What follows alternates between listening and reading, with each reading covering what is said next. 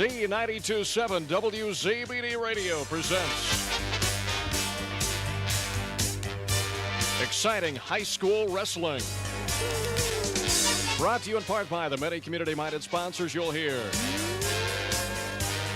And now to the gym for the exciting action. Welcome back to the Allen County War Memorial Coliseum. Rex Burrow along with Dane Filling as we get ready to start video number 2 of our YouTube broadcast. As we heard at halftime, Belmont girls up 30-21 at halftime over the East Noble Lady Knights. Welcome back to the Allen County War Memorial Coliseum. And Dane, I think I'm still on a high from that round, that last round.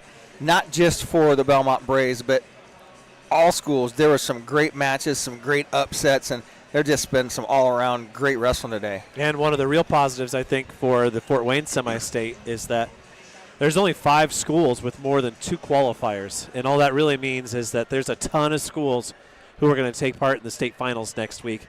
Belmont with 6, Delta and North Miami with 5, and East Noble and Garrett with 4. Everybody else at 2 or 1. Team score, where were we at, Dane? Team score? We are, let me go back. I was on teams. Belmont with an 86.5 point total. North Miami 11 points behind them at 75.5. Delta undefeated on the day. They've won 20 postseason matches in a row between last week and this week. They're at 73.5. Garrett in fourth with 68. East Noble with 51.5. We do have some time. There's about 5 minutes before wrestling starts here for the semifinals. Let's run around the commercials. Back with more wrestling pre-match right after this. Pampered Coach is a family-owned, community-minded business dedicated to providing the best sales and service for all your trucking and trailer needs. Pampered Coach on 930 at the edge of New Haven specializes in day cabs and sleepers. They also have a wide selection of new and used trailers. Celebrating 40 years in 2024, the guys at Pampered Coach offer a full-service department for both trucks and trailers to go along with their outstanding sales department. Visit pctrucks.net or visit Pampered Coach in person on 930 in New Haven. Are you planning for the best? Healthier calves, heavier weaning weight, and more pregnant cows that put more money in your pocket? Hubbard Feed's Blueprint program offers a new approach to mineral supplementation. Extensive research shows that peak performance is possible with Blueprint. So plan for the best this season by using Blueprint minerals from Hubbard Feed. Contact Lehman Feed Mill on 000 in Bern and take your herd's performance to the next level. Want to make your home a more comfortable place, but don't think you can afford a top brand heating and cooling system? Well, Carrier has the right solutions for every budget. When you turn to Liechty Brothers, your Carrier expert, they'll show you the full lineup of best-in-class home comfort systems and help you pick the one that best fits into your home budget. Because in this economy, who couldn't use a little more comfort? Hi, this is Kent at Liechty Brothers Plumbing and Heating with a very simple philosophy. Show up on time, do what you say you'll do, and if there's a problem, fix it. Liechty Brothers, 251 East Water Street in Bern. The Galley has great food at great prices, famous for their delicious cod. You need to be sure to try their many seafood, chicken, and steak items, along with their many sandwiches, sides, and great salad bar. The Galley is located at 622 North 13th Street in Decatur. Call for carryout at 260-724-8181. And remember, Galley gift certificates always make great gifts. So set sail soon to the Galley in Decatur. Habegger's Ace Lumber in Bern is a full-line, full-service lumber yard. We give you knowledgeable staff and personalized service. We offer quality materials that will help you complete your next home or farm project. We offer lumber and roofing, insulation, drywall, siding, windows and doors, Benjamin Moore paint, and much more. Call Habegger's Ace Lumber at 1-800-772-5223. Hi, this is Sarah with Anytime Fitness Decatur. Have you ever felt intimidated by the thought of joining a gym? The good news is our coaches have the heart to help you set goals, create a plan, and work together to achieve the results you're after. So stop in and chat with one of our personal trainers, and let's make 2026 the year you get stronger, leaner, healthier, and happier. Welcome back to the Allen County War Memorial Coliseum.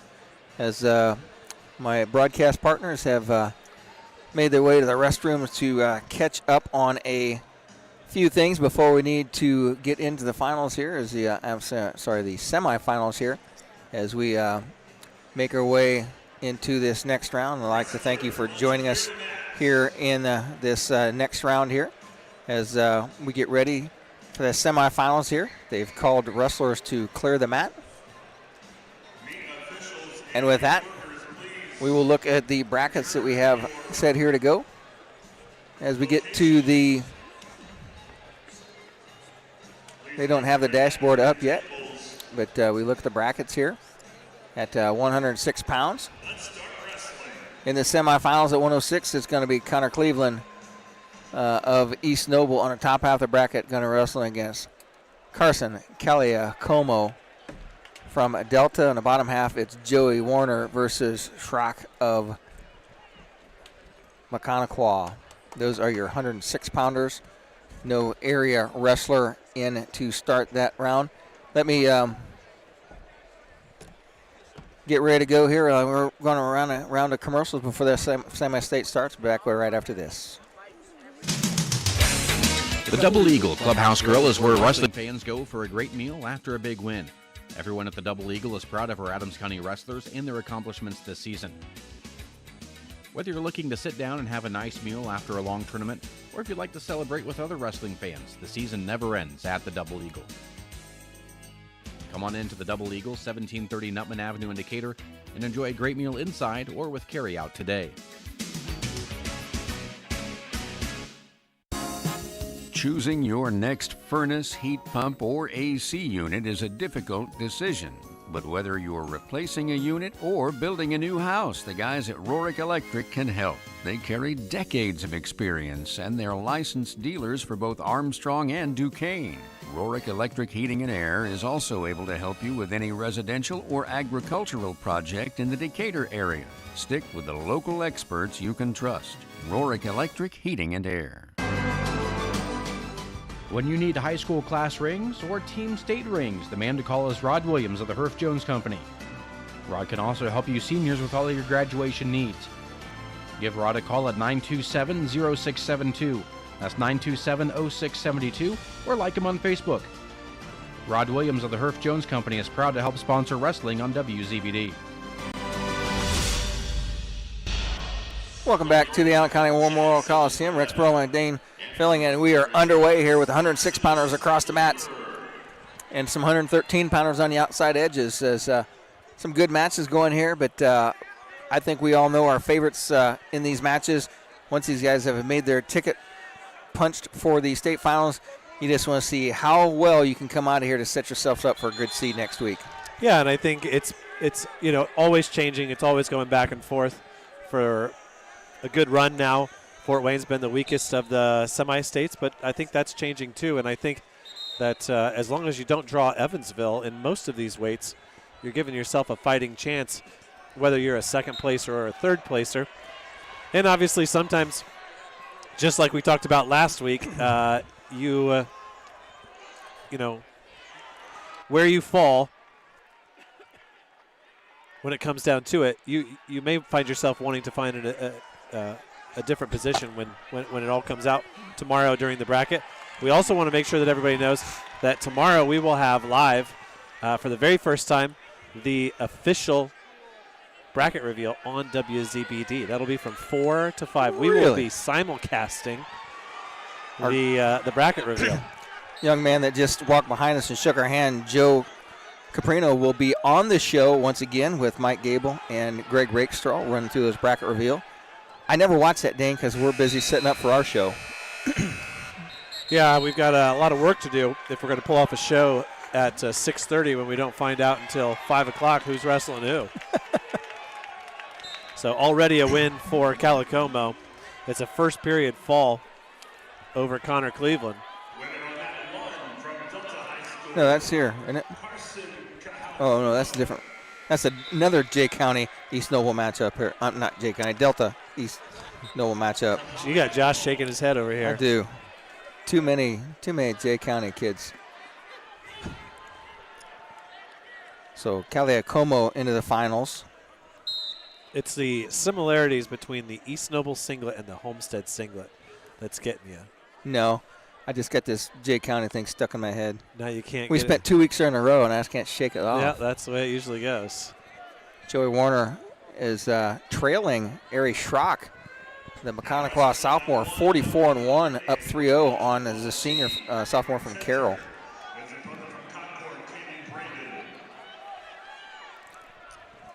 Maybe it's that or Josh's concession stand food that I'm smelling next to me here. Whew. Does smell good. A lot better than that ham sandwich I had out of my lunch bucket, but it went right down. So to kind of repeat what we were talking about while we were in the break, if Delta doesn't lose a match, Rex, it is going to be awfully difficult for Belmont to maintain this lead. Yeah. Because we know Belmont's got What's Caleb got for us here? Caleb's got Parker Reynolds gets beat by Dressler of Gibson Southern. That is rather impressive. I saw that Coach Schaefer's son from Mater Dei got beat pretty bad by Rio. That was a tough ticket round match. What weight is that, Caleb? 157. So on mat number 1, it's 120-pounders. Cameron Center with a 3-0 lead over Caden Braden of Concord. Warner trails Schrock 3-0. Drew Heisler of Homestead trails Cade Jackson of Delta right in front of us, 9-1. And then Jackson Webb of Yorktown with a 6-0 lead over Maximus Kleberg of Prairie Heights and has him on his back getting some near fall. That's going to put him up another 4 points. That's going to be 10-0. And we saw Kleberg just fly through this ticket round. And Webb, who's followed Cade Jackson through the tournament series, lets everybody know there's a reason that Cade Jackson's that tough, because I've followed him, and Webb is right there with him. Webb pushed him last week in the regional finals. And guys, what a platform. I was talking to somebody out in the hallway. What a platform for next year for Concord, the day that they've had to sort of build momentum going into next year. Just an update there from our good friend Caleb Sprunger. Defending state champion Parker Reynolds has been knocked out of the tournament. Whoa. By Deacon Dressler of Gibson Southern. Oh, Kleberg just threw Webb to his back and an over and under. Webb's going to try and sneak out here. Webb gets back to his base with 1:30 left to go, but that makes it 10-7 here. And Kleberg tries to look at the clock and says, do I hang on here?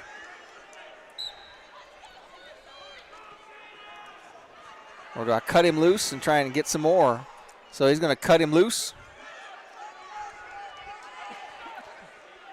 Kleberg of Prairie Heights in on a shot. He's trying to get that throw again, and Webb says, no, we're going to take this to the mat with a whizzer.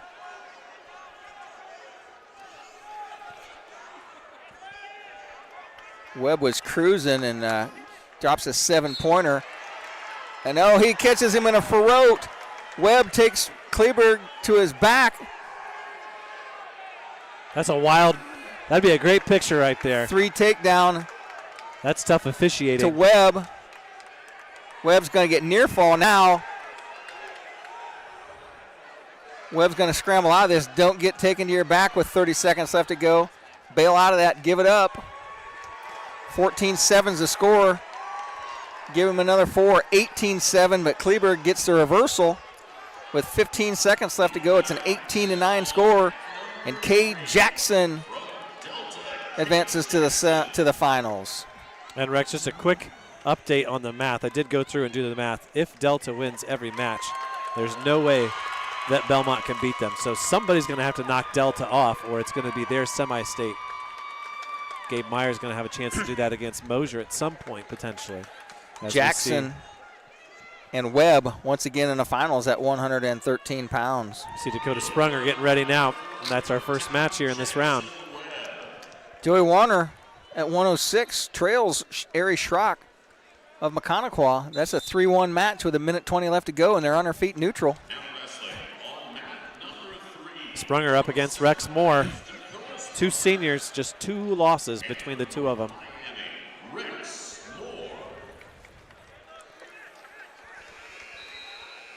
And I can't see it, Rex. I'm on the other side. Sprunger looks like he's in on a single leg. And Moore got a little bit of a shin whizzer. Way down low. And we get a stalemate call. Ari Schrock, the 10th grader from Mechaniqua, looking to upset Warner, and he catches him in a knife throw, and Warner gets that Merkel situation and gets a takedown, opens up this lead 6-1 in the second period. Well, Sprunger has Moore counter one of his shots, and Moore scores the opening takedown here. And they're using all 4 mats. I don't know if we've said that yet. So these matches are, as the falls come, going to really get us off schedule. And Belmont girls have entered the 4th quarter now. So Swarthwood of Garrett wrestling against Gabriel of Lakeland on mat number 4. No score in the first period there. Sprunger chased out of bounds by Rex Moore.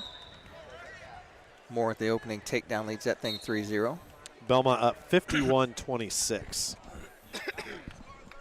And Dane, I think you texted me earlier in the season that all of the top-ranked teams in the state are in the southern half. Belmont, the only one in the top half of the state, ranked in the top 10, and they were ranked. Yeah, there were 4th. 2 or 3 teams ranked.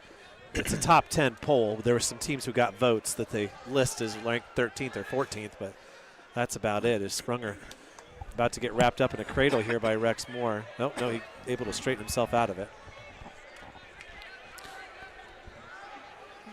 We've got Henry Froat and Hunter Douglas going to be at mat 3 right in front of us. And I talked to Henry's dad in the round. I said, these guys wrestle, and he said they wrestle a lot in the off season. And he said Henry's down on him about 4-2, I think, in numbers of wins. Of course, Henry had a big win over him 2 years ago. Was that at conference? Does that sound right? I remember what I had for lunch yesterday, Dane. That's why I try and keep on track right there. That's about it. By the way, a couple people are asking, how long has it been since Belmont's had 6 at the state finals? The last time that they had that many, they had 7. That was in 2011. To give some people some context there, Bobby Kenneke, Brooks Verrote, John Malin, and Ben Baker were qualifiers. And Daniel Meyer, Riley Hankinson, and Travis Thatcher were the state placers that year.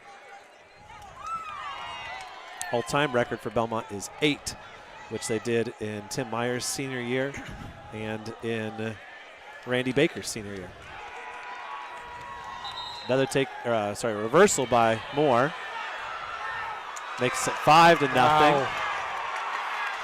And Warner is going to step over and beat Schrock. You got a chin rip. Yeah, he got the takedown and then came out in front, hit the chin whip right to his back as time was winding down. So Warner and Kalia Hakomo in the finals.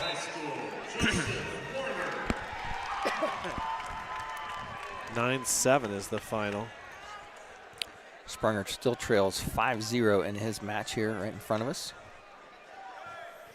And Rex Moore, I mean, I don't know last time I've seen it from Fort Wayne Semi-State, but 4-time state qualifier. I believe he's done it going up a weight almost each year. He just caught Sprunger in a cradle and threw him too far through. And out of bounds they go. Yeah, and what a key to North Miami's season as well, getting him to transfer over from Manchester. He sure filled a hole for them. Yeah.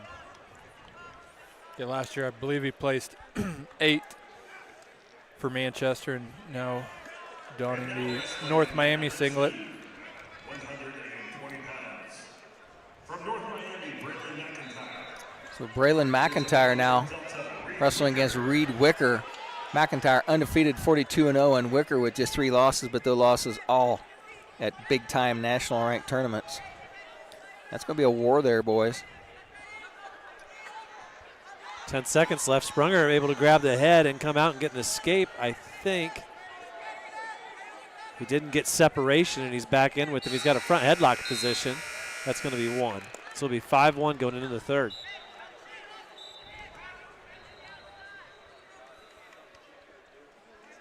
A nice tilt over there by Swathwood against Gabriel.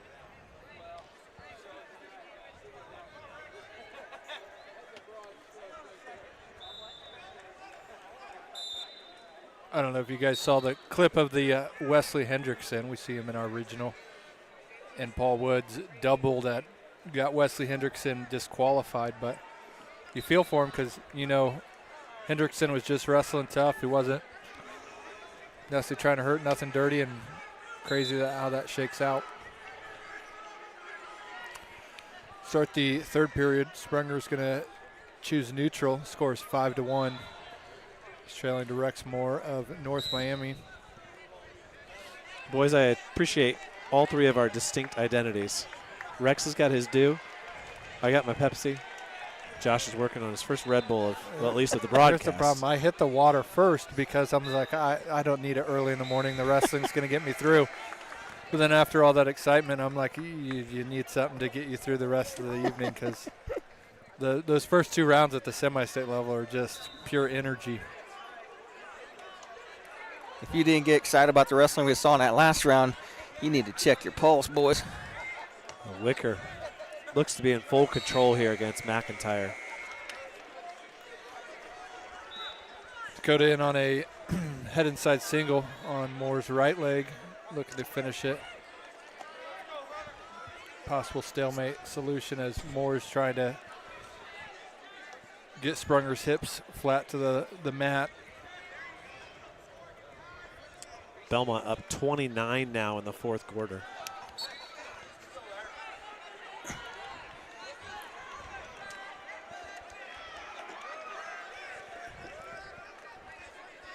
They knew who are some of their possible opponents coming out of the north. Look it up here for you. Looks like Dakota Sprunger is going to fall to Rex Moore. Rex gets a takedown as the third period's trailing down. There's 5 seconds left on the clock. So Dakota Sprunger will wrestle for third and fourth for the Starfires at 126 pounds. On the far mat down here, it's Swathwood with a 10-0 lead over Gabriel, and it looks like it's a 13-0 now, so it looks like Rex Moore getting up to set up with a match between Swathwood of Garrett. Rex, the other 3A schools in the north, Kankakee Valley, Fairfield, Culver, and Highland, along with Connorsville and Mechaniqua. We are underway here. It is Henry Froat and Hunter Douglas. Froat in underneath on a single attack. Hunter Douglas out front trying to go front headlock here. Henry trying to back out. Get better position here. Stalemate call by Josh Howard. We're back to our feet, neutral. Douglas made the finals at Mishawaka as Henry got taken out in the other side of the bracket by Suarez. Guys, Gabe Myers up as well. I got to go take some pictures. I'm going to hand it over to you. I'll keep attention on that Myers-Parker Barnes match that we saw at the Douglas catches a head and an arm, and he's got Froat on his side, on a side cradle. Catches him. He's going to get some near fall points out of it here. He's got 2 near fall. Just that quick. Henry's in a single leg, and Douglas caught a head and arm. He's going to get 2 near fall, so it's going to be 5-0, and Douglas cuts Froat loose. It looks like Gabe Myers is still up 3-0. Now wrestling on mat number 4 at 138 pounds from Western, Eric Hunt, international Dane Pippinger. Gabe wrestling against Parker Barnes, who he's wrestled a couple of times in the last 2 weeks. Gabe gets a second takedown. 45 seconds left in the first period.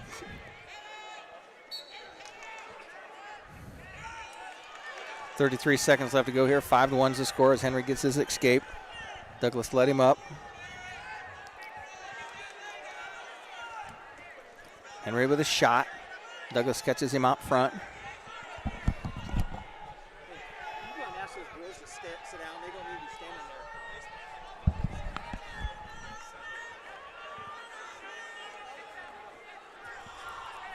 You're bigger than I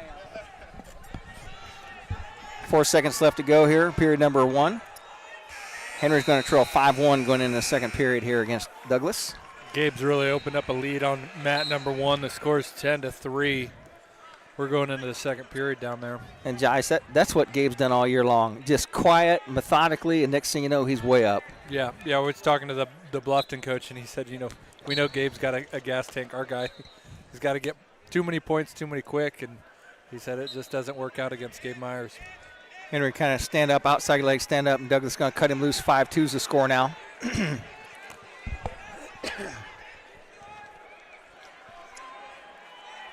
Douglas was very good on his feet. Henry can scramble there too. Henry's in a shot. Douglas has not made a real solid shot on Henry. Would rather play the defensive role here. Henry ranked number 2 in this semi-state. Douglas number 1. Shot by Henry. Nice little slide by, go behind, throw by Douglas. And Froat tries to grab a single. Next thing you know, Douglas got a side cradle locked up again. Josh Howard awards the 3 points near fall. And Douglas trying to take Henry to his back. Henry's not going to give anything up. 8-2's the score now. Gabe's got a cradle locked up. He's getting ready to take Parker Barnes over. The score's 13-4 down there on mat 1.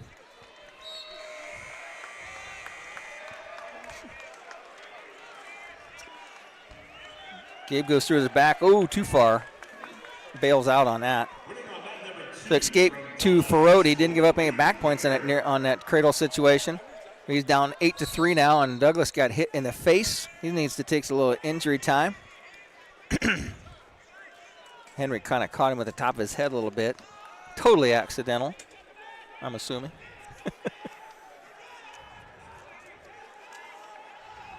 Gabe's match is only a second period down there, and escape makes it 14-6 now. Please meet down here at the Kendall sign by that far exits by mat 1.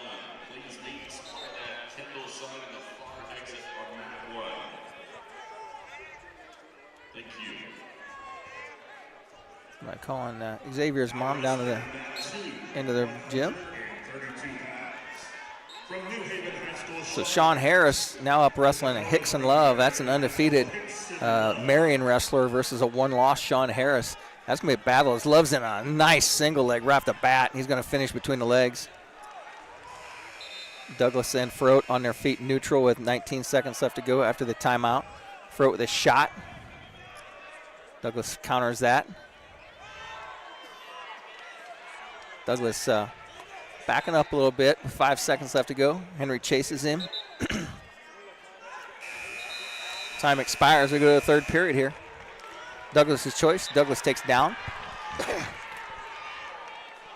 Looks like Pippinger caught Hunt on his back down here in a scramble now. Hunt comes out from the bottom. That is a match at 138. The other side of the bracket here. See who makes it in the finals. Douglas gets his escape. Henry chases him out of bounds. 9-3 is the score.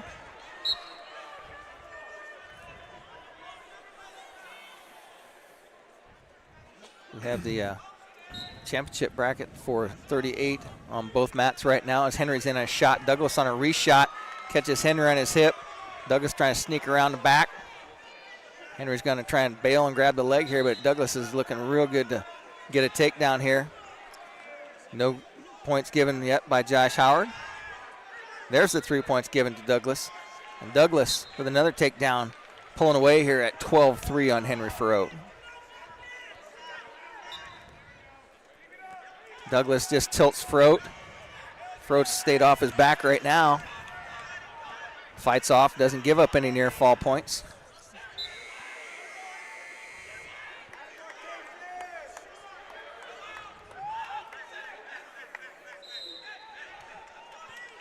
Pippinger now in the lead, 16-12 over Hunt down here. The winner of that will take on the winner of Ferrot and Douglas. Douglas with 47 seconds left to go here as he's winning over Ferrot 12-3. Looks like Gabe is about 30 seconds away from being a semi-state finalist. He's still way in control. Scores 17-6. He's now in a shot that he's going to finish and looks to get some back points here. Coliseum to the floor exits on the end of mat 1.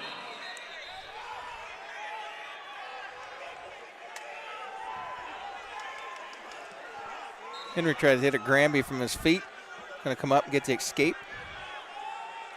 So Gabe Myers at 144 punches his ticket to take on the winner between Mosier and Tholner, and that is going to be a war here, Josh. Well, the crazy thing is Gabe might have been the 3 seed at sectional, and he's a semi-state finalist now for the Belmont Braves at that weight. Hunter Douglas, your winner. Final score 12-4. Douglas will go on to the finals. Henry will go on and take on, right now, it looks like Pippinger. No, they've tied it up. Hunt and Pippinger are tied up. 18-18. Charlie Frote's up down there against Lincoln Carter. If you can watch that one, Josh. Yep.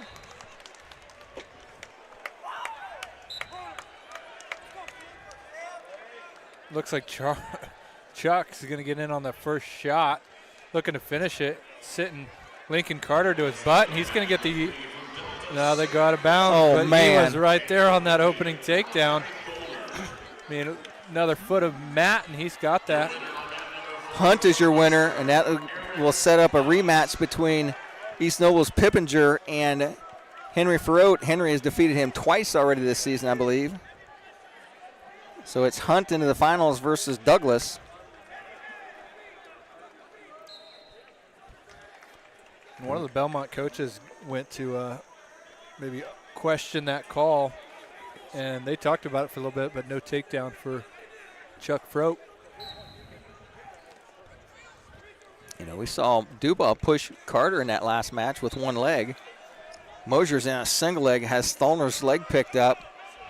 Oh, and he hits a cradle. Mosier's got a cradle locked up. He got Tholner on his hip. He's got the 3 near fall. Ashton Goney now up for the Cowan Blackhawks. Oh, Mosier has Tholner on his back, and it's a pin. Tholner got stuck by Mosier. It's over, and Malachi says, hey, what happened here? Match over. Mosier advances to the finals against Meyer. Looks like Lincoln Carter is going to get the opening takedown against Frote. That scores 3-0. Looks like Sean Harris is leading Hickson Love by a score of 9-1. So at 144, it's Barnes and Tholner in the semi or consolations for 3rd and 4th. Meyer and Mosier in the finals. Now wrestling on mat number 3 at 157 pounds from Cowan, Jackson Bradley. I'm trying to see where And from Macauqua, Evan Ogles. where Sam Wolpert is on deck on mat 2. So he'll be to your left over there. Sean Harris is leading Hickson Love 9-1. Looks like Lincoln Carter is going to try to stack up Chuck Frote. He's got both wings in. He's now sitting to his hip. There's 5 seconds left in this first period. And it looks like Chuck's going to survive. It's going to be at a little bit of a deficit as the score is 7-0. I really like why Chuck come out and hit that single. I thought he had that takedown scored on the number 1 ranked wrestler in the state. So he's going after him, was not backing down a lick. I agree. Have to maybe put a plug in for some state sweatshirts. They should do a little Starsky and Hutch, a little Chuck and Hank, maybe throwback sweatshirt for the state series. And just like that, Dylan Aug comes up and he's wrestling against Ashton Goney on mat number 4 down here. So it's Jackson Bradley wrestling Oglesby from Macauqua here on mat number 3 right in front of us. And Bradley quickly out to a 6-0 lead in the first period.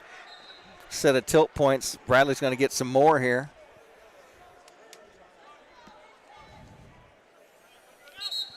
Maybe Bradley's flexing a little bit. He's got a photographer in his corner taking some pictures. Well, Goney gives up a penalty point to Aug. So Aug leads 1-0. He's on his feet, neutral still. Looks like Chuck's in on another shot attempt. quick feed of Lincoln Carter's going to stuff it, and he's going to lock up a side cradle, take him over in a strongman cradle, and this is going to either end in a fall or tech fall. And Lincoln Carter gets the fall. So did you call that a strongman cradle because that's a mover because Lincoln Carter's just a strong man? Well, both. He's very strong, but it just to not, put your head in the side and you just kind of whip him over. Good showing by Chuck, but Lincoln Carter just had his number today. As Aug still with a 1-0 lead here. So I'm trying to catch up my bracket here for my consolation matches. Harris gives the first loss of the season to Hickson Love. Following that one's 10-7. 165 pounds from East Noble, Riley Biddle. His opponent from Garrett High School, Jackson Ensley. So Jackson Bradley. And, Dana's talking about team score. This is another one. Braves could put another one in the finals. You got Sam Wolpert and Dallas Davidson. That's 21. And Davidson ranked in the state. Wolpert's number 24 in the state. Close match. Punched their ticket to the finals of the semi-state. We're on our way here. I got an eye on the Aug match here. Aug was in on a shot. Has not got a takedown yet.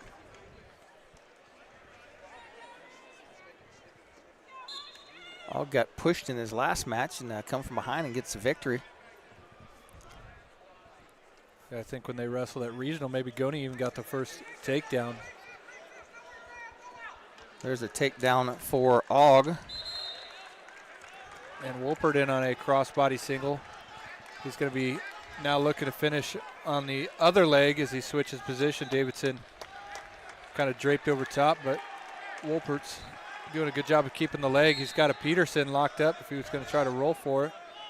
Switches back to the other leg, and he's going to forfeit the opening takedown to Davidson.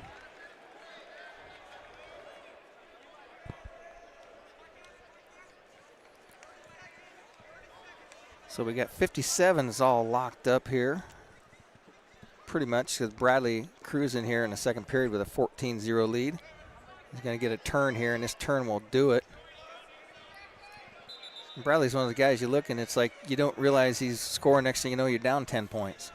Yeah, that match might be the highlight of the semi-state finals. Everybody's been looking at it all year long. Both guys insanely quick.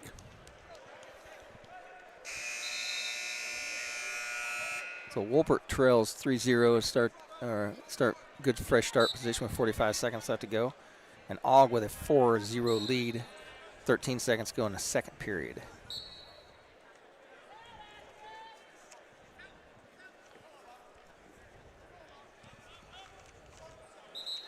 So the big matchup between Mosier and Tholner. Mr. Mosier told everybody why he's ranked number 1 in his Fort Wayne semi-state with a quick first period fall on Malachi Tholner.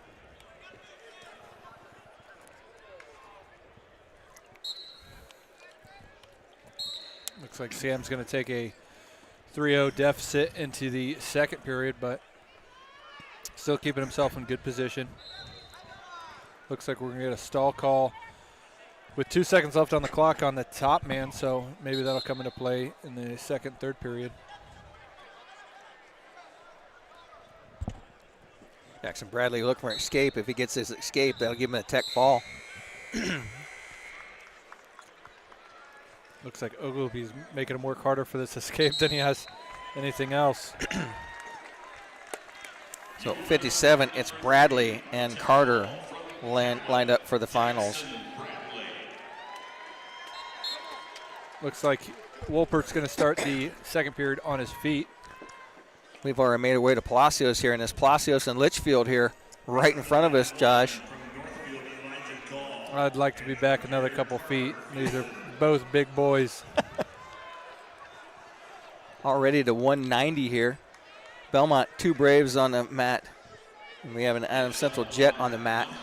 5-0's the score with Aug in on a tight single leg here with a minute to go in the third period. Shot attempt by Wolpert. Davidson's got a cradle locked up, and Wolpert's kind of fighting through. Takedown's been awarded to Davidson.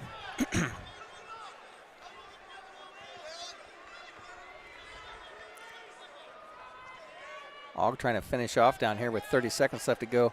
Ogg's going to try and sneak into the finals here with 30 seconds left to go. Goni just hanging on to top.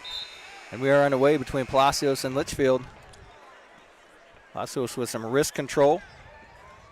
Rushes in, trying to get a 2-on-1 set up on Litchfield. Palacios going down low. He's the taller of the two wrestlers. And he wants to get down at Litchfield's level. Palacios just trying to crawl his way in. Litchfield just trying to stay at bay. Doesn't want to get too close to Palacios. And Ogg advances at 150. He'll take on the winner of Wolpert and Davidson.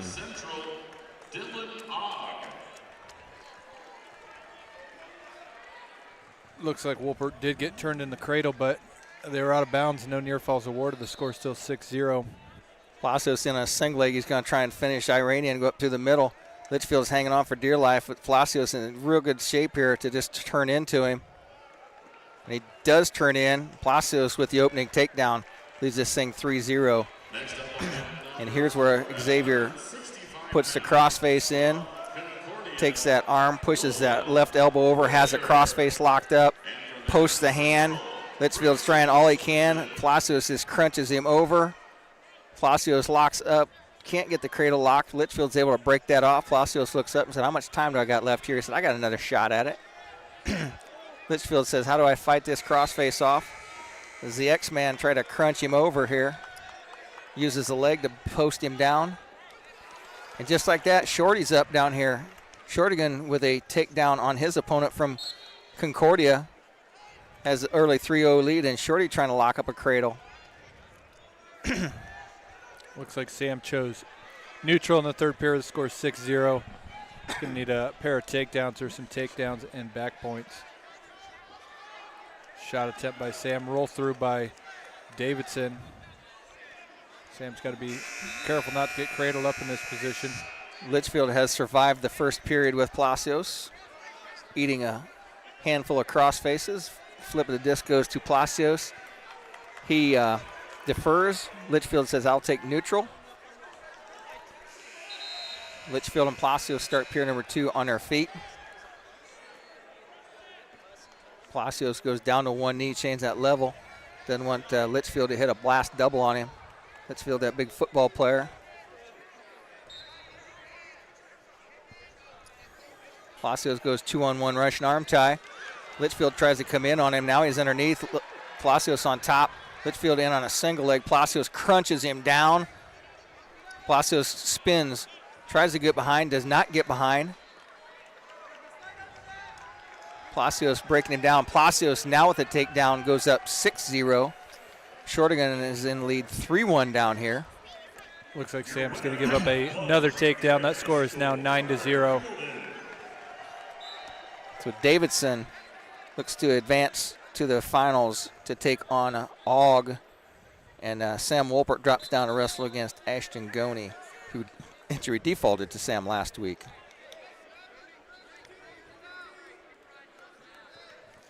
Litchfield in the bottom position. Shortigan gets working to get a takedown, a front headlock, spins and tries to get behind his opponent. That is Winokur from Concordia. Palacios crunches a crossface on Litchfield. Going to drive him from right to left this time. Litchfield just trying to stay in a, not to get balled up here. Just flattened out on a mat.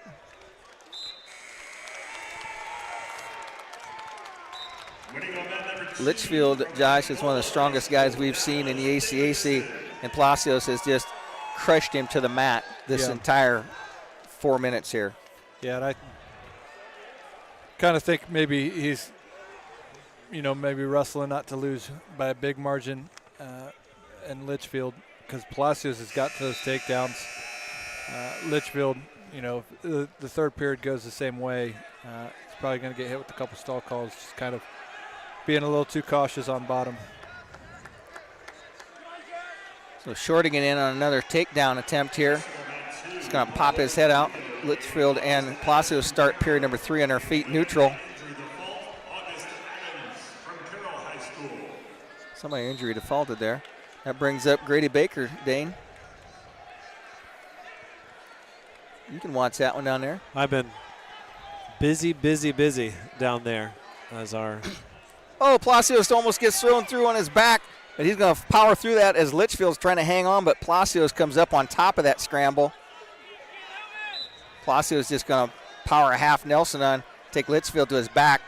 That should be a takedown right there and back points. Palacios cinches up and Litchfield tries to bridge and Xavier dusts him off. He's going to get 4 near fall. Palacios now up 13-0. Kuhlman and Baker. That one's happening over here to our left. And Brayson just in control. Kuhlman in the purple singlet, the white stripes. Baker gets snapped down, and Kuhlman just puts all his weight down on Baker, has him on his knees. Baker trying to pull in that left leg of Kuhlman. Kuhlman's got that ankle jacked up. That's like pulling a tree down in your front yard, Dane.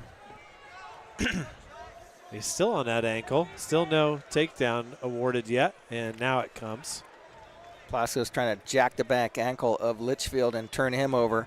With 25 seconds left to go, X has got a 13-0 lead right now. Palacios. We were talking about that Charlotte Froat match down there. It looked like he almost got that opening takedown against Lincoln Carter. I don't know. I guess I was so close to it that I didn't see the big picture. It sure looked to me like he followed him from behind. He was behind. He had control. But I guess reaction time, and then he lost control. Never. He didn't say he never gained it. With that, Xavier Palacios 13-0 over Jack Litchfield, and he advances to the finals at 190.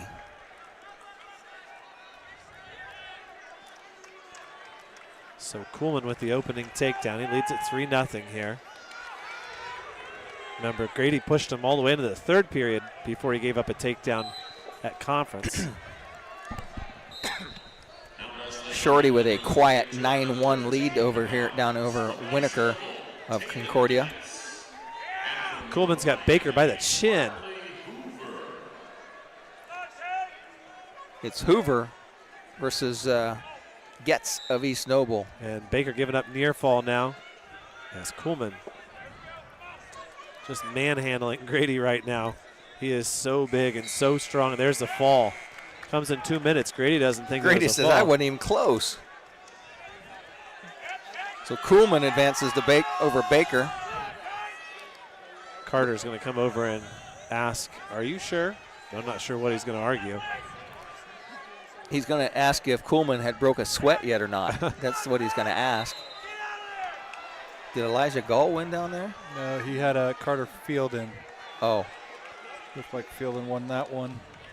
Tech fouled him 16-1. That's the difference between a guy that's good and a guy that's really good.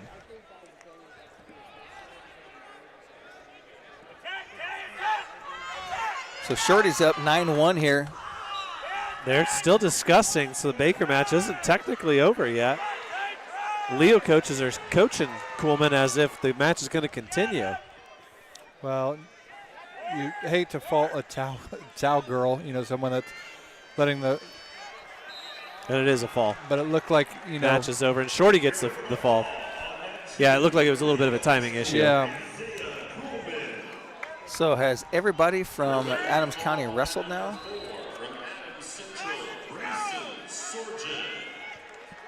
Take a look there quick, Dane. Yeah, that should be it. I will play a round of commercials, and we'll get a chance to catch our breath after that quick round. We're back with more wrestling here on WZBD. At Jackson Associates Financial Services in Portland, we are committed to maintaining the highest standards of integrity and professionalism in our relationship with you, our client. We endeavor to know and understand your financial situation and provide you with only the highest quality information, services, and products to help you reach your goals. Give Troy a call for the latest rates on CDs and learn about the advantages in today's financial climate to invest in your hard-earned dollar. That's Jackson Associates in Portland. Some call it overplanning. At Gen Solar Power, we call it foresight. Be prepared for the next power outage with a Generac home standby generator. After sensing a power outage, a Generac generator automatically restores your home's power, whether you're home or away. Generac, it's not just a generator, it's a power move. Contact Gen Solar Power at 226-8833 today for your free in-home consultation. They're a local Generac dealer that offers sales, service, parts, and warranty on all Generac products. Gen Solar Power, your one-stop generator shop. Visit them online at gensolarpower.com. Who wants a complete smile? Or maybe it's just time for a dental cleaning and exam. Visit Dr. Laura Kugelhahn and her gentle, knowledgeable, and caring staff at Complete Smiles, located at 1133 North Main Street in Bluffton, Indiana. Dr. Kugelhahn would like to help you maintain your dental health or transform your smile. Complete Smiles is there to help you. Dr. Kugelhahn is currently accepting new patients. Call 824-3100 today to schedule an appointment. The loss of a room in your home due to a storm, a flooded basement, or even worse, a house fire are all events that will change your life forever. And it can be even more of a nightmare if you choose the wrong contractor to repair and rebuild. That's where K&R Contractors in Decatur come in. The guys at K&R use the same software as the insurance agencies, and they're at the forefront of the industry in this area when it comes to storm damage restoration. Look them up at K&R Contractors and trust them to get your home or property back to the way it should be. Soul Pig Barbecue on 2nd Street in Decatur, across from the courthouse, features traditional and not so traditional barbecue, brisket, smoked meats, pulled pork, wings, burgers, soul food, steaks, fish, seafood, and a full bar service. Bring the spouse and the young ones to Soul Pig and enjoy the family side or dine on the bar side. Large portions ensure no one will go home hungry after a Soul Pig meal. Follow Soul Pig on Facebook for the daily, weekend, and entertainment specials.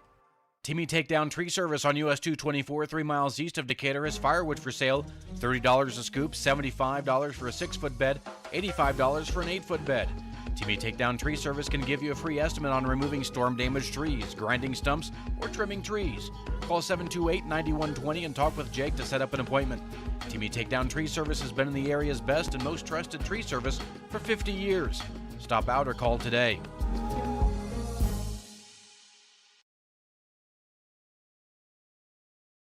Welcome back to Allen County War Memorial Coliseum. Rex Burrow and Josh Gaskell and Dane Filling. And guys, with these semifinals going on 4 mats, that was a blur. It was just a blur. Has not taken long, that's for sure. So Dane, why don't you tell us just what the Adams County schools were able to do as far as putting guys into the finals there? Yeah, so Belmont picking up 2 wins in their 6 semifinals. And Delta going 5 for 5 in theirs.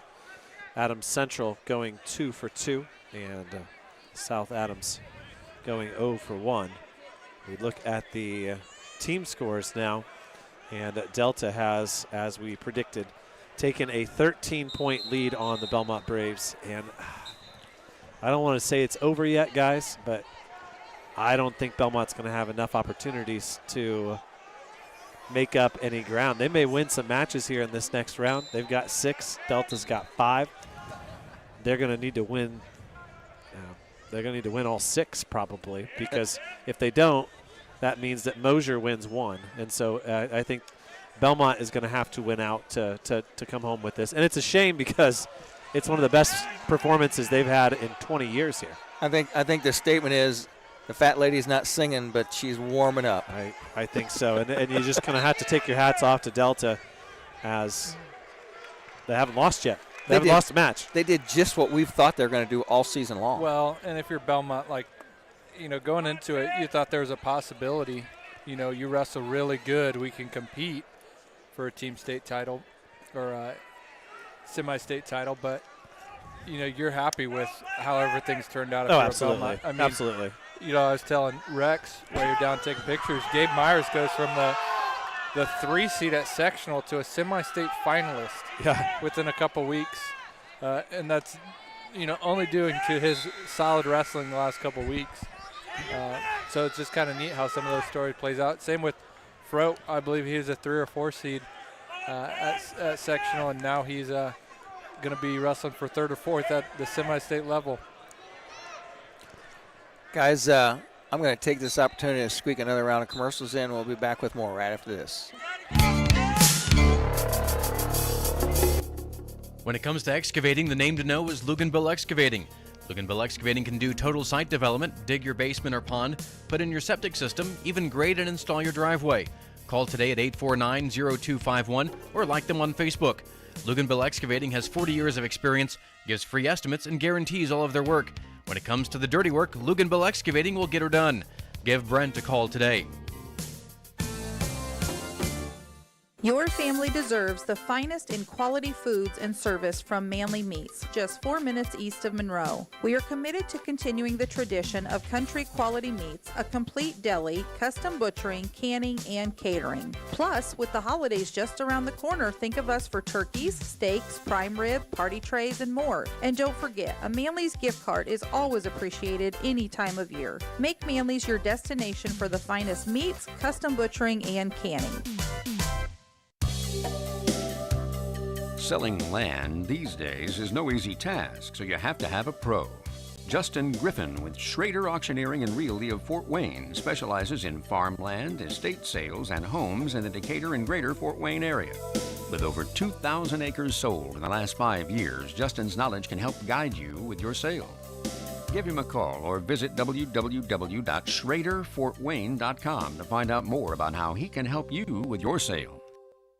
At Bullenbacher & Associates, we know small businesses are the heart of Adams County. You're the ones who keep our community thriving, and we're here to help you succeed. As your trusted CPA firm, we specialize in helping small businesses grow. And right now, we are accepting appointments for tax preparation. Call today at 260-726-4207 to schedule your appointment. Bullenbacher & Associates, supporting small businesses, supporting Adams County. Throwing a party? Call Adams County Tent and Party Rental to make it a very special occasion. Adams County Tent and Party Rental has delivery on tents, tables, chairs, linens, and bounce houses for weddings, birthday parties, graduations, retirement luncheons, and business meetings. No event is too big or too small for Adams County Tent and Party Rental. Call Landon at 223-2040 or like them on Facebook. Looking for summer work? Give Adams County Tent and Party Rental a call today.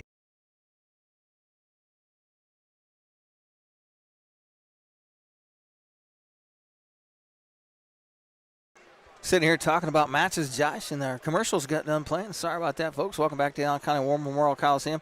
As they start to remove mat number 1 to take it out of the way, they will center this down to just 2 mats here in the finals for us, the Consolations, and the finals at the same time as they go to break down mat number 4 as well, as North Miami picks up a win at 2:15, and Simon will be the opponent of Xavier Palacios in the championship bracket, and that'll put Litchfield versus Park in the bottom bracket. And that's, it could be maybe a 3-horse race down to the end, because North Miami might have gone 5 for 5 in that round. If Smith can pull this off at heavyweight, they didn't pick up many bonus points, but could be very interesting. Smith's going to give up the reversal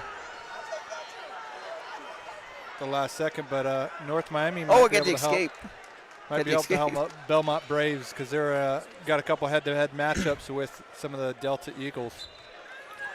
Right now, it's Delta 115 and a half, Belmont 102 and a half, North Miami in third with 96 and a half, Garrett 85 in fourth, and Adams Central in fifth at 60 points. Like I said, Grady Baker has beaten Summer this year.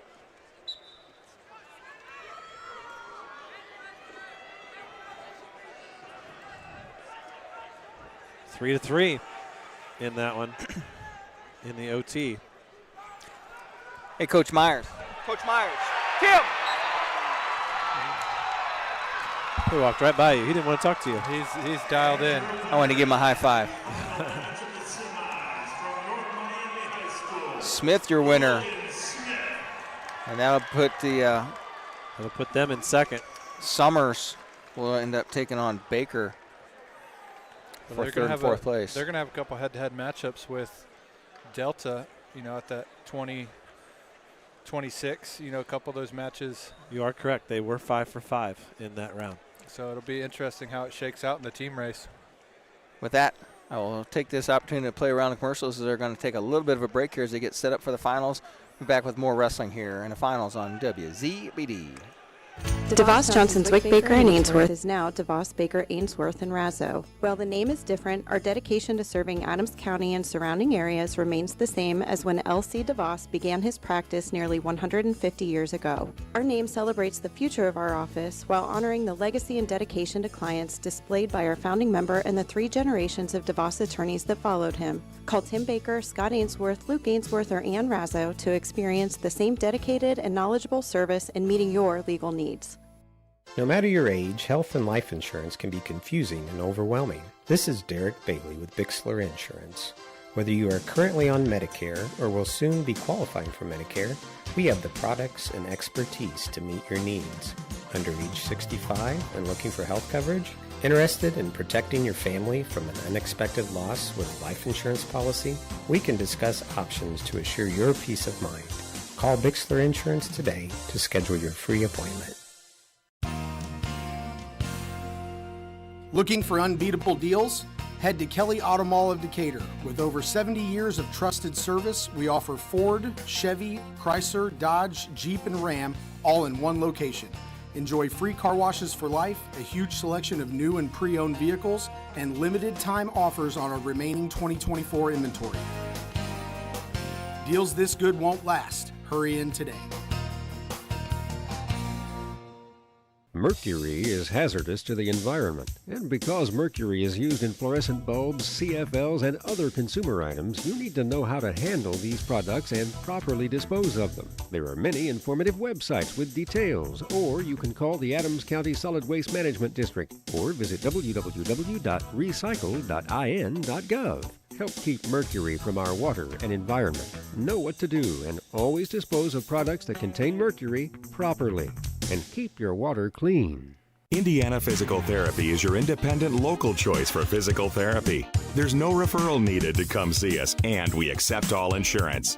With direct access, you can just walk in and request an appointment at any of our 18 convenient locations. Our team of expert therapists are here to help you recover and get you back to doing what you love. Visit us online at indianapt.com to request your appointment. Indiana Physical Therapy, where people go to get better.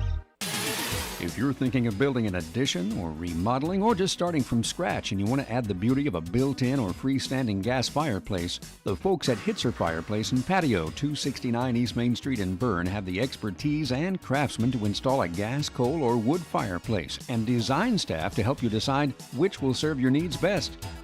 Cozy, warm, fuel-efficient, and mood-setting.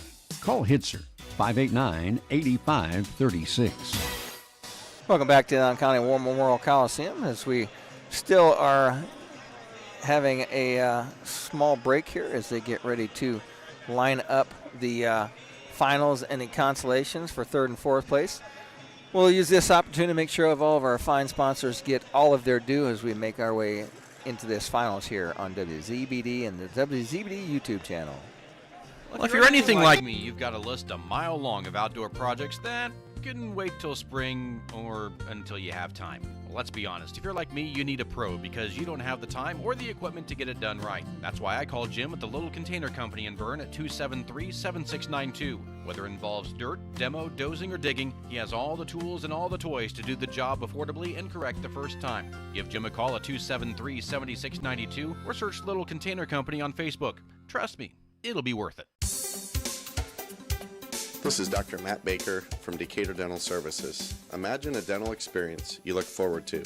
At our family-friendly clinic, we provide a relaxing environment for adults and children by utilizing the latest technology to ensure your visit is stress-free. We use digital x-rays and intraoral cameras to provide the most accurate diagnosis and treatment plan for each patient. Settle into our comfortable surroundings and relax while we attend to your dental needs. Call any of our offices to schedule your visit. Krukeberg Auction and Realty has been your trusted partner in the auction process. Buying or selling, they make the steps straightforward and easy, guiding with expertise and commitment. A family-owned local business, Not just auctioneers, your neighbors supporting local athletics. Feel confident you're in the right hands. Call Krukeberg Auction and Realty today. Experience the difference with family you can trust. At Three Rivers Federal Credit Union, we're focused on empowering you to achieve financial wellness by offering the resources and support you need every step of the way. We're equally committed to bettering lives in our region through volunteerism, community funding and partnerships, college scholarships, and more. We give back to the people, places, and ideas that matter most to you. Learn more at threeriversfcu.org. Three Rivers is federally insured by the NCUA. Join the team at Smith Brothers of Bern, where they pride themselves on providing their employees with a family atmosphere. Smith Brothers is currently hiring with a Monday through Friday work week in an air-conditioned environment. Employees are not required to wear uniforms and can listen to music while they work.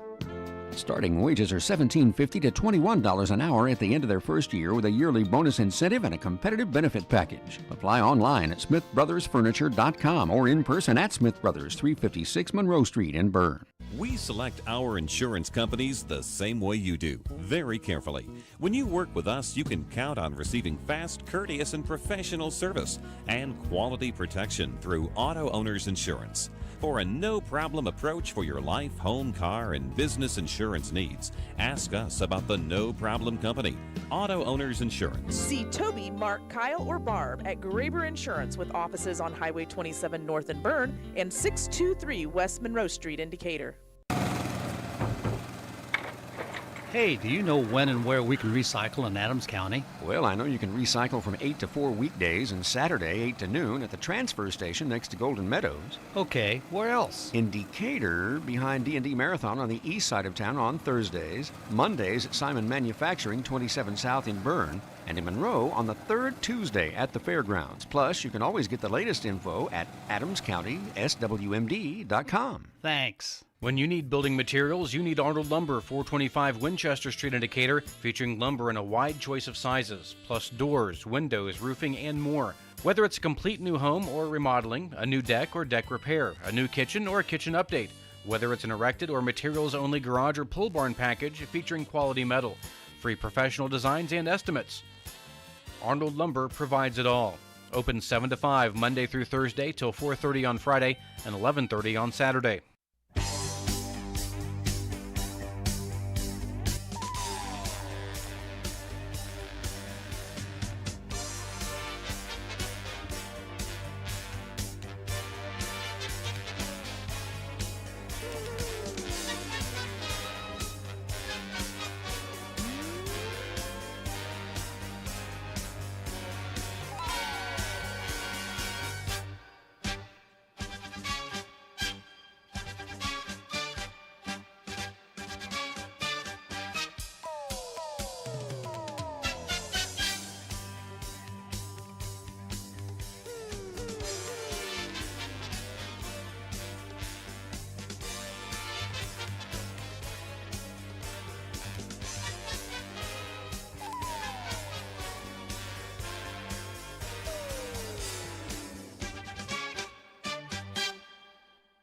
Well, if you're anything like me, you've got a list a mile long of outdoor projects that can wait till spring or until you have time. Well, let's be honest, if you're like me, you need a pro because you don't have the time or the equipment to get it done right. That's why I call Jim at the Little Container Company in Bern at 273-7692. Whether it involves dirt, demo, dozing, or digging, he has all the tools and all the toys to do the job affordably and correct the first time. Give Jim a call at 273-7692 or search Little Container Company on Facebook. Trust me, it'll be worth it. This is Dr. Matt Baker from Decatur Dental Services. Imagine a dental experience you look forward to. At our family-friendly clinic, we provide a relaxing environment for adults and children by utilizing the latest technology to ensure your visit is stress-free. We use digital x-rays and intraoral cameras to provide the most accurate diagnosis and treatment plan for each patient. Settle into our comfortable surroundings and relax while we attend to your dental needs. Call any of our offices to schedule your visit. Krukeberg Auction and Realty has been your trusted partner in the auction process. Buying or selling, they make the steps straightforward and easy, guiding with expertise and commitment. A family-owned local business, Not just auctioneers, your neighbors supporting local athletics. Feel confident you're in the right hands. Call Krukeberg Auction and Realty today. Experience the difference with family you can trust. At Three Rivers Federal Credit Union, we're focused on empowering you to achieve financial wellness by offering the resources and support you need every step of the way. We're equally committed to bettering lives in our region through volunteerism, community funding and partnerships, college scholarships, and more. We give back to the people, places, and ideas that matter most to you. Learn more at threeriversfcu.org. Three Rivers is federally insured by the NCUA. Join the team at Smith Brothers of Bern, where they pride themselves on providing their employees with a family atmosphere. Smith Brothers is currently hiring with a Monday through Friday work week in an air-conditioned environment. Employees are not required to wear uniforms and can listen to music while they work. Starting wages are $17.50 to $21 an hour at the end of their first year, with a yearly bonus incentive and a competitive benefit package. Apply online at smithbrothersfurniture.com or in person at Smith Brothers, 356 Monroe Street in Bern. We select our insurance companies the same way you do, very carefully. When you work with us, you can count on receiving fast, courteous, and professional service and quality protection through Auto Owners Insurance. For a no-problem approach for your life, home, car, and business insurance needs, ask us about the No Problem Company, Auto Owners Insurance. See Toby, Mark, Kyle, or Barb at Graber Insurance with offices on Highway 27 North in Bern and 623 West Monroe Street in Decatur. Hey, do you know when and where we can recycle in Adams County? Well, I know you can recycle from 8 to 4 weekdays and Saturday 8 to noon at the transfer station next to Golden Meadows. Okay, where else? In Decatur, behind D&D Marathon on the east side of town on Thursdays, Mondays at Simon Manufacturing 27 South in Bern, and in Monroe on the third Tuesday at the fairgrounds. Plus, you can always get the latest info at adamscountyswmd.com. Thanks. When you need building materials, you need Arnold Lumber, 425 Winchester Street in Decatur, featuring lumber in a wide choice of sizes, plus doors, windows, roofing, and more. Whether it's a complete new home or remodeling, a new deck or deck repair, a new kitchen or a kitchen update, whether it's an erected or materials-only garage or pole barn package featuring quality metal, free professional designs and estimates. Arnold Lumber provides it all. Open 7 to 5 Monday through Thursday till 4:30 on Friday and 11:30 on Saturday.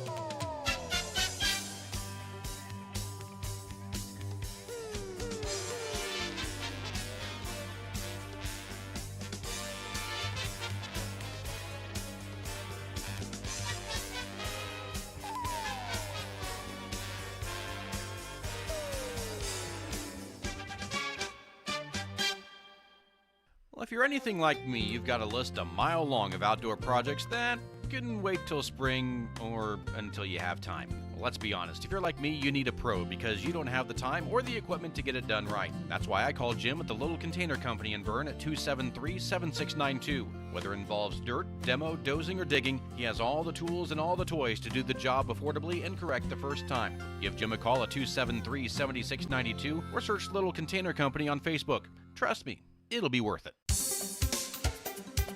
This is Dr. Matt Baker from Decatur Dental Services. Imagine a dental experience you look forward to.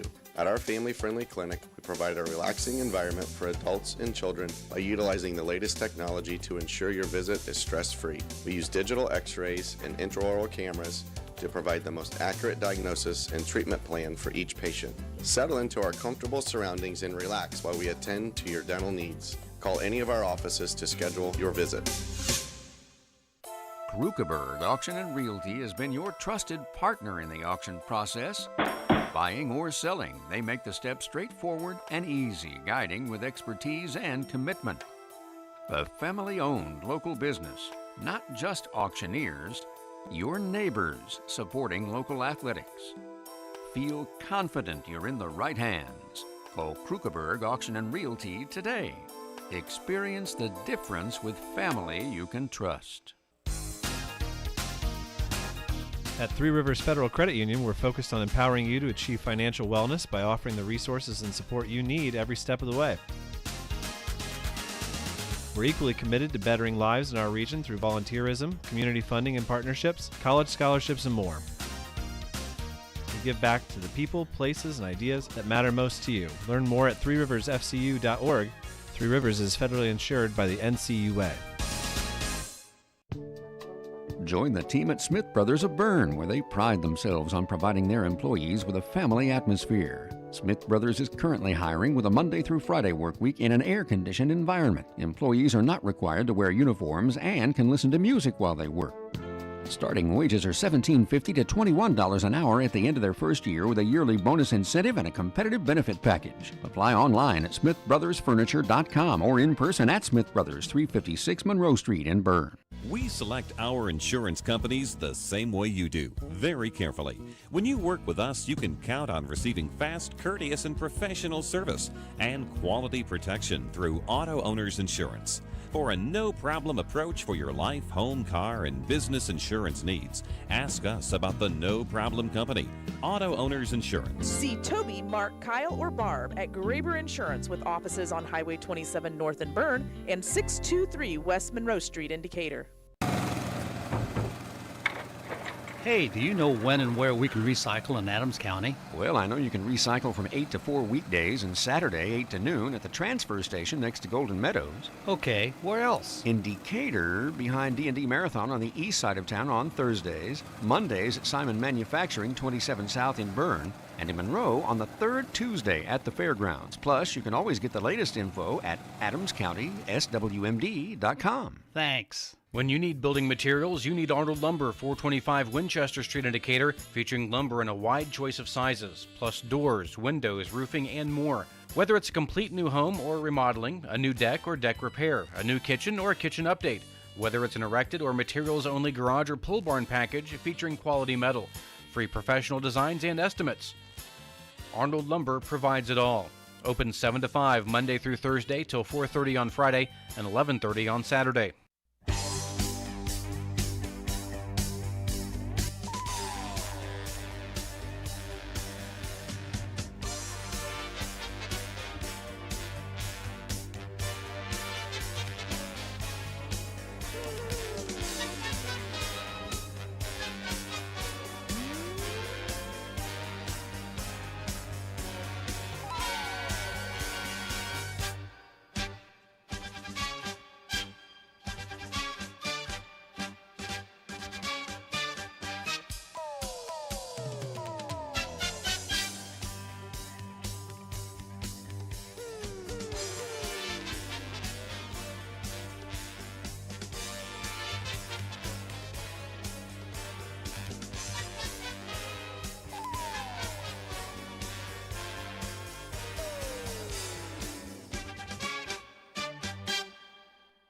Well, if you're anything like me, you've got a list a mile long of outdoor projects that can wait till spring or until you have time. Well, let's be honest, if you're like me, you need a pro because you don't have the time or the equipment to get it done right. That's why I called Jim at the Little Container Company in Bern at 273-7692. Whether it involves dirt, demo, dozing, or digging, he has all the tools and all the toys to do the job affordably and correct the first time. Give Jim a call at 273-7692 or search Little Container Company on Facebook. Trust me, it'll be worth it.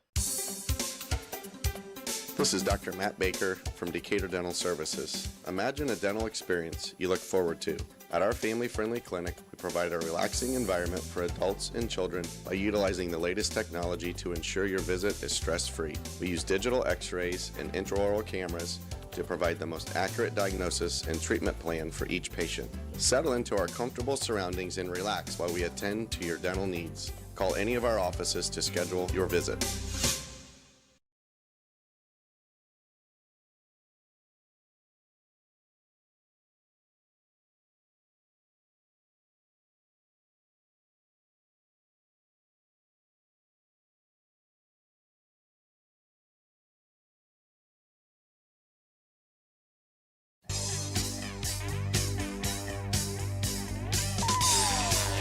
Z92.7 WZBD Radio presents exciting high school wrestling. Brought to you in part by the many community-minded sponsors you'll hear. And now to the gym for the exciting action. Welcome back to the Allen County War Memorial Coliseum. Wrestling fans, Rex Brewer along with Dane Filling here as we get set for the finals and the consolation rounds to see who's going to line themselves up for their best possible chance next Friday night at Gainbridge Fieldhouse. A lot of excitement yet to come. And, of course, we got the team race that we're keeping track of. Belmont Braves still in the team battle, just barely, as Delta has now won at least 25 matches in a row. I guess, Rex, you know, we keep saying that. We probably could just go back and look at it if it really came down to it. We're the only ones keeping track, Dane. I know, but it's such a compelling storyline as far as I'm concerned. Let's go find out. I think this will continue into next week as well. You think they're going to win all 5? I think they'll win quite a few matches Friday night. Yeah, you're probably right. Well, you're looking that up, Dane. I'm going to take this opportunity to play a couple more commercials because they have not cleared the mats for the finals, and the Consolation will be back with more right after this. Strep throat doesn't call ahead. The flu doesn't RSVP. When illness arrives, it usually shows up unannounced. And so can you at Adams Medical Group Primary Care. At every stage of life, your primary care provider stands ready to offer same-day treatment. And if you need a higher level of care, our primary care team can direct you to the most appropriate care Adams offers. Primary care at Adams Medical Group, close by and compassionate. 9 miles from Monmouth and 9 miles from Fort Wayne, situated on 27 just south of 469, sits 9 Mile Restaurant, your home for great meals since 1837. Providing home-cooked meals to travelers between Decatur and Fort Wayne for over 180 years, 9 Mile has stood the test of time as an institution on the southern edge of Allen County. With seating on the family side, the bar side, and outdoors, there's always a reason to stop and have a meal. 9 Mile also has a full-service bar and a professional service that can cater your next event or party. The next time you're on your way to or from Fort Wayne, stop in. If you've gone the distance, welcome to 9 Mile. Every drive should feel safe and stress-free. At Best One Tire and Service, our team is here to provide you with peace of mind every mile of the way. Right now at Best One, get a full synthetic Valvoline oil change for just $49.99 after rebate. While you're here, take advantage of the lowest tire prices around. And with financing options available, taking care of your car has never been easier. Stop settling for less. Visit the best for all your tire and service needs. Best One Tire and Service. Selling tires, serving people. Welcome back to Allen County War Memorial Coliseum. Rex Burrow along with Dane Filling. And Dane, right before we went off that little bit of a break, Belmont was in second place, and North Miami with that win at heavyweight sneaks in, and they take a 1-point lead over the Braves and sneak in 103.5 to 102.5 over the Braves. Yeah, man, North Miami and Delta going undefeated in the semifinal round. Very, very impressive. And like Josh was saying, a couple of head-to-heads going to make it even more interesting. Once again, a shout out to the Belmont girls basketball team. They win the regional 63 to 32. 14 points each for the Blakey twins and 16 points for Ani Kruckerberg as they laid it on hard on East Noble the first 3 quarters. We do, of course, also have the game between Norwell and Snyder, and that's going to be a good match because Snyder defeated Norwell earlier in the season. Yeah, and then, of course, next week we're going to have to deal with some scheduling conflicts, but that's okay. But the beauty of WZBD and our technology now, YouTube allows us to put on anything we want, anytime we want, and the studio can pick and choose what one goes out to the adoring public. And we'll be a little bit more spread out, obviously, on Saturday, as, you know, Belmont's got 6, AC's got 2, South Adams got 1. Obviously, Adams County not going to have 9 guys wrestling on the second day, so, you know, we could be down to 3 or 4 or 5, and they're going to be pretty spread out. So we should be able to cut in and out, and we'll make it work. I know it's a little in advance, Dane, but have you already queued us up with the commission and Jason Willie to allow us to get in early so we can have our High School Wrestling Weekly. We're working prior on to it. You know, we're working on it. I usually get there early and stand by the door, and they won't let me in because nobody's getting in yet. But we're not. We don't really get a whole lot of credit there. The commish was here. I mean, he shook my hand left. earlier. He went up to East Chicago Central right away.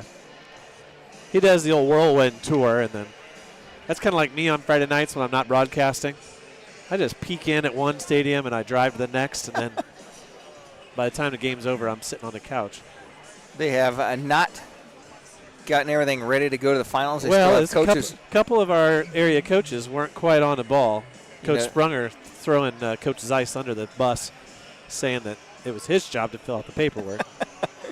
He's the brains of the operation. You see coaches feverishly writing down for their lineups for their wrestlers who made the finals. And while they finish doing that, we'll take this opportunity to make sure of our fine sponsors get plenty of airtime here at the semi-state from the Allen County War Memorial Coliseum. Don Myers Plumbing and Heating and Burn is your American Standard home comfort dealer. American Standard has been in business for more than 100 years and welcomes Don Myers Plumbing and Heating of Bern as one of their independent dealers. Don Myers Plumbing and Heating and American Standard will provide your home or business with energy-efficient heating and cooling equipment, saving you money. Don Myers Plumbing, Heating and Cooling at the east edge of Bern on Adams County Road 000, your American Standard heating and air conditioning dealer. Hi, this is Tina, and game day just got bigger at Innovative Concepts Audio Video. From massive 100-inch screens to crystal clear 4K displays, we've got the perfect TV to bring every play, every detail, and every victory right into your living room. Pair it with our premium sound systems and you'll feel like you're right there in the stadium. Don't watch the big game on a small screen. Update today at Innovative Concepts Audio Video, 1421 Manchester Street in Decatur. The best seat in the house is your house. We bring technology to you. When faced with the difficult task of making arrangements for your loved one, many emotions and questions arise. What would they want me to do if they were here? Where is the money coming from? How much should I spend? Do they want burial or cremation? The staff at Haggard, Hershey, and Zelt Funeral Home can help you navigate these tough questions. Make your wishes known and allow us to make sure that your wishes are carried out. Call Ryan Hershey or Eric Zelt at 260-724-7167 to schedule an appointment today. Welcome back to Allen County War Memorial Coliseum. Rexborough along with Dane Filling as we get ready to line up our finals here as we get to USA bracketing so we can do the best of it here. At 106 pounds, it'll be Carson Calicomo from Delta taking on Joey Warner of Carroll. At 113 pounds, it's Cade Jackson versus Jackson Webb, repeat from last week's regional at Jay County. At 120, it'll be Cameron Center of Wawasee taking on Reed Wicker of Delta. At 126 pounds, it's Rex Moore of North Miami versus Abraham Swathward of Garrett. 132, it'll be Jensen Boyd of Delta, and he'll take on Sean Harris from New Haven. 138, it's Hunter Douglas versus Hunt of Western Henry Froat wrestling Pippinger for third and fourth. In the finals at 144, it'll be Sam Mosier of Delta and Gabe Myers of Belmont for the second straight week. 150 pounds, it's Dylan Ogg wrestling Davidson of Angola, Wolpert wrestling for third against Goni. 157, perhaps the most talked about match of the tournament. Lincoln Carter and Jackson Bradley, Eastside and Cowan. At 165 pounds, going to be Riley Biddle of East Noble wrestling against Brayson Sorgen of Adams Central. It'll be a rematch at 175 of last week's regional final as August Adams of Carroll will take on Carter Field of Garrett. 190 pounds, it will be the X-Man Xavier Palacios versus Simon of North Miami, Litchfield and Parks for third and fourth. 215 finals will be Hartley Hoover of North Miami and Derek Morrison of Wawasee. At heavyweight, and I clicked the wrong button, it will be Isaiah Kuhlman of Leo versus Smith of North Miami, Baker versus Summer of Elkhart for the third and fourth. Yeah, and the math, honestly, guys, it's not super complicated here. Give Delta 2 losses in that round, and they're going to have still 3 wins, and that's going to give them 15 points probably somewhere around there. That means Belmont is going to be 20. They're going to need 28 points to make it up. They got 6 guys in there. Rex, Belmont's going to have to win out. I think that's the only way Belmont wins is if they win out here. Because basically what you've done is you've earned your advancement points by now. Yeah. And all you do is get your the difference between first and second and third and fourth. Yep. And any bonus points you might get for Tech Falls or Falls. So Belmont will have Farote wrestling first at 138. And honestly, it will take a little bit of the sting out of it, Rex, because by the time Farote takes the mat at 138, Delta will already have wrestled 4 of their 5 matches. You'll have a real good idea by the time Henry steps onto the mat whether Belmont even has a chance. Otherwise, it's really going to be North Miami. Got a really nice text here from Ed Wolpert. It is his 50th birthday, and what a gift for him to watch Sam, take a whole career's worth of work and put it into so many key moments in that match where he fought off shots. He fought off takedowns. He did exactly what he needed to do in the final seconds of each of the 3 periods. I know everybody at Belmont just tickled pink. So you're trying to figure out how Belmont can come back and win this semi-state. Nobody even thought Belmont had a chance of even being close in this semi-state with the Delta Eagles coming in here with 5 hammers. And if Belmont takes second place to Delta, or they take third place to North Miami, they've basically overachieved by the guys that they've put to the state finals this year. I had them 4, possible 5, 6 going to the state finals. They meet and beat my expectations and put 6 to the finals. And I think it's a good day for Tim Myers and his guys. And this round, I mean, you've made your way to the state finals. How are you going to set yourself up for next Friday night? Yeah, and it's just like every week that we've been in this tournament, right? It's about wrestling your best, but not getting over emotional about the result. You wait and see. You see the bracket, and then you prepare for next week. And I think the important thing is we've seen a lot of examples of our local coaches, the coaches that we follow, when they have a week to prepare for an opponent, Rex, they're out wrestling some of these guys simply because I don't want to sound, boastful, but we got some pretty good coaching staffs who are pretty good at analyzing film, especially when they've seen those wrestlers before. And if there's a chance that one of our guys can get through based on coaching, it's probably going to happen. Of course, there's always going to be Friday afternoon or Friday evening matches where you just know, like, we can't make up the 10 points on this guy. But I think Oliver Frote overachieved. I think in his ticket round he was close in that match. Chuck Frote for sure overachieved and exceeded my expectations as cut himself a ticket to the state finals. And those are matches he got beat twice by the kid from Huntington North and stoned that kid in the first round. And in this next round, comes back and wrestles really tough and gets a big win there. Just some great performances all the way around from the guys we follow, from the coaches who call in on Sundays, and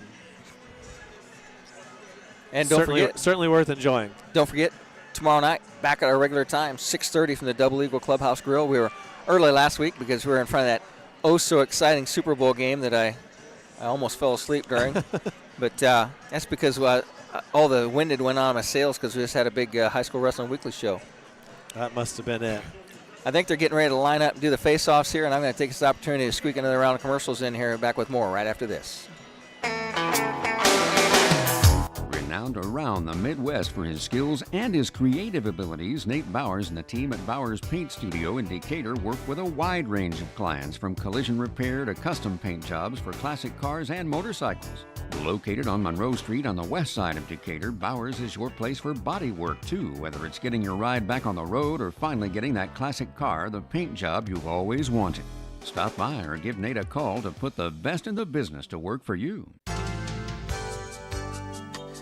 Why lose out to pain? Visit Dr. Carla Grody at Grody Chiropractic, 320 West Monroe Street, Decatur. She's a specialist in the utilization of proven non-force techniques to treat injuries of all kinds requiring professional chiropractic care. Call 724-2510 for an appointment with Dr. Carla Grody. Open Monday through Thursday, closed Friday and Saturday. Grody Chiropractic, 320 West Monroe Street, Decatur. Expert Transmission on US 224 in Decatur and on US 124 in Bluffton is the place to go for not only transmission help, but also full-service general auto and truck repair. Matt, Corey, and Tyler at Expert Transmission are experienced and ASE-certified mechanics who can diagnose and fix your family or work vehicle. Call Steve or Dustin soon to set up an appointment. Expert Transmission has the best warranty in the business. 5 years and 100,000 miles on a new transmission and can give you a free estimate. Call today at 724-2434 or like Expert Transmission on Facebook. Two Brothers Bar and Restaurant, located on the corner of 3rd Street and US 224 in the heart of downtown Decatur, is your home for great meals, a cozy atmosphere, top-of-the-line catering, and now, free meals for kids. That's right, this summer on Tuesday and Wednesday nights, kids under 10 eat free with the purchase of just one adult meal. Whenever you come, Two Brothers is the place to sit and enjoy a meal. Offering burgers, wings, chili, ribs, appetizers, and nightly specials, Two Brothers has a banquet room, a bar side, and a family side. For your next meal, visit Two Brothers Bar and Restaurant in Decatur. Bad hair day? Bad day at the office? Bad day behind the wheel? Hey, stuff happens, even to the best of us. At least your car insurance rate doesn't have to take a hit. Get Erie Rate Lock from Erie Insurance. Gives you a great rate that stays put until you change a car, driver, or your address. Plus, seriously good service. Now that's something to smile about. Your Erie agent in Decatur is John Kins. Get a quote at 728-8888 or visit kinsinsurance.com. Erie Rate Lock does not guarantee continued insurance coverage and is not available in all states. Finding a reliable, affordable, and professional electrician is difficult these days, but in Adams County, there's a name you can trust, and it's Phil Blakey of Blakey Electric. Serving Decatur and the surrounding communities, Blakey Electric does residential and commercial electrical work, both inside and outside. Give Phil a call today at 724-8049 and tell him about the work you need done on your remodel, new building project, or any other electrical project. Leave it to the experts at Blakey Electric, 724-8049, to take care of all of your electrical needs. When getting the job done right is job one, you need construction equipment that's built right. From compact track loaders to the world's #1 selling compact excavator, the Kubota construction lineup features durable Kubota engines, more comfort, and the versatility to do it all and do it right. Visit your local Kubota dealer today. Go to KubotaUSA.com for full disclaimer. Visit Offholder Equipment Sales, US 27 in Bern, Indiana, their newly acquired location, State Route 364 in Minster, Ohio, or online at www.offholderequip.com. Locally owned and operated by Shane Reynolds and family, DDD Maintenance and Repair is your place to go for heavy-duty truck and diesel engine repair. Located just outside of Monroe, DDD Maintenance and Repair also offers sand and glass blasting for all of your surface restoration projects. Whether you're looking to get your truck or diesel engine to run like new, or your metal restoration project to look like new, we have a blast renewing the past. Give Shane and the guys a call at 223-5442. That's DDD Maintenance and Repair. Welcome back to the Allen County War Memorial Coliseums as the duo of the deep-voiced gentlemen start through the lineup for the face-off for the championship bracket here as we make our way to this finals here. And guys, as we look down through here, I don't think there's a lot of surprises in these finals here that we haven't talked about all week long. Yeah, there wasn't necessarily the big upset today, which is going to set us up for a great set of championship bouts. I thought here as they went through the introductions that we might take a look around the state at the other three semi-states if you guys are up for it. Crown Point has a 54-point lead on Lowell, who started one in the hole, as I told you earlier. Hanover Central third, Maryville fourth, New Prairie fifth. And let's get some numbers here for you. Crown Point going to take 10 to state, it appears. Hanover Central with 4. Lowell with 6. New Prairie with 4. Maryville with 3. Rochester with 4. And wow, beyond that, guys, lots of 1s on the board there. Mishawaka with, oh no, it's championships and consolations. I'm sorry, I looked at it wrong. So actually Crown Point with 11. Hanover with 5. Wasn't counting both columns. Lowell with 7. New Prairie still with 4. Rochester with 4. Mishawaka with just 1 state qualifier.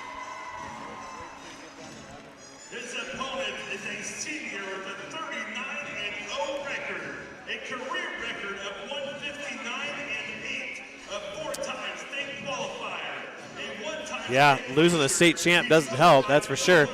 As Josh alluded to, Center Grove leads Brownsburg by 38.5 points in the team score there. Both of them had 12 going in. Let's take a look and see where we are. Avon has 3 through. Brownsburg has 6. I guess we should probably check to see where they are in the rounds. They are into the semis. Okay, so we're good to go. Get you back to these. So Avon with 3, Brownsburg with just 7, and Center Grove with 10.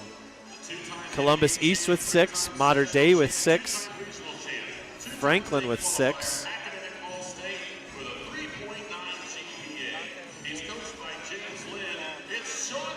He does. So those are your Evansville scores. And at Newcastle, they are currently wrapping up their semifinal round. They're at 2:15 across the board there. Whoops. I clicked on the wrong spot. Team scores. Cathedral with a 43-point lead over Roncalli. New Pal in 3rd, Zionsville 4th, and our friends at Noblesville down in 9th.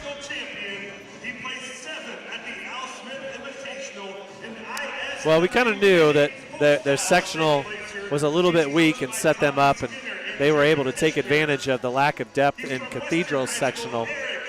But yeah, 14-2, that's going to be tough no matter how you split it.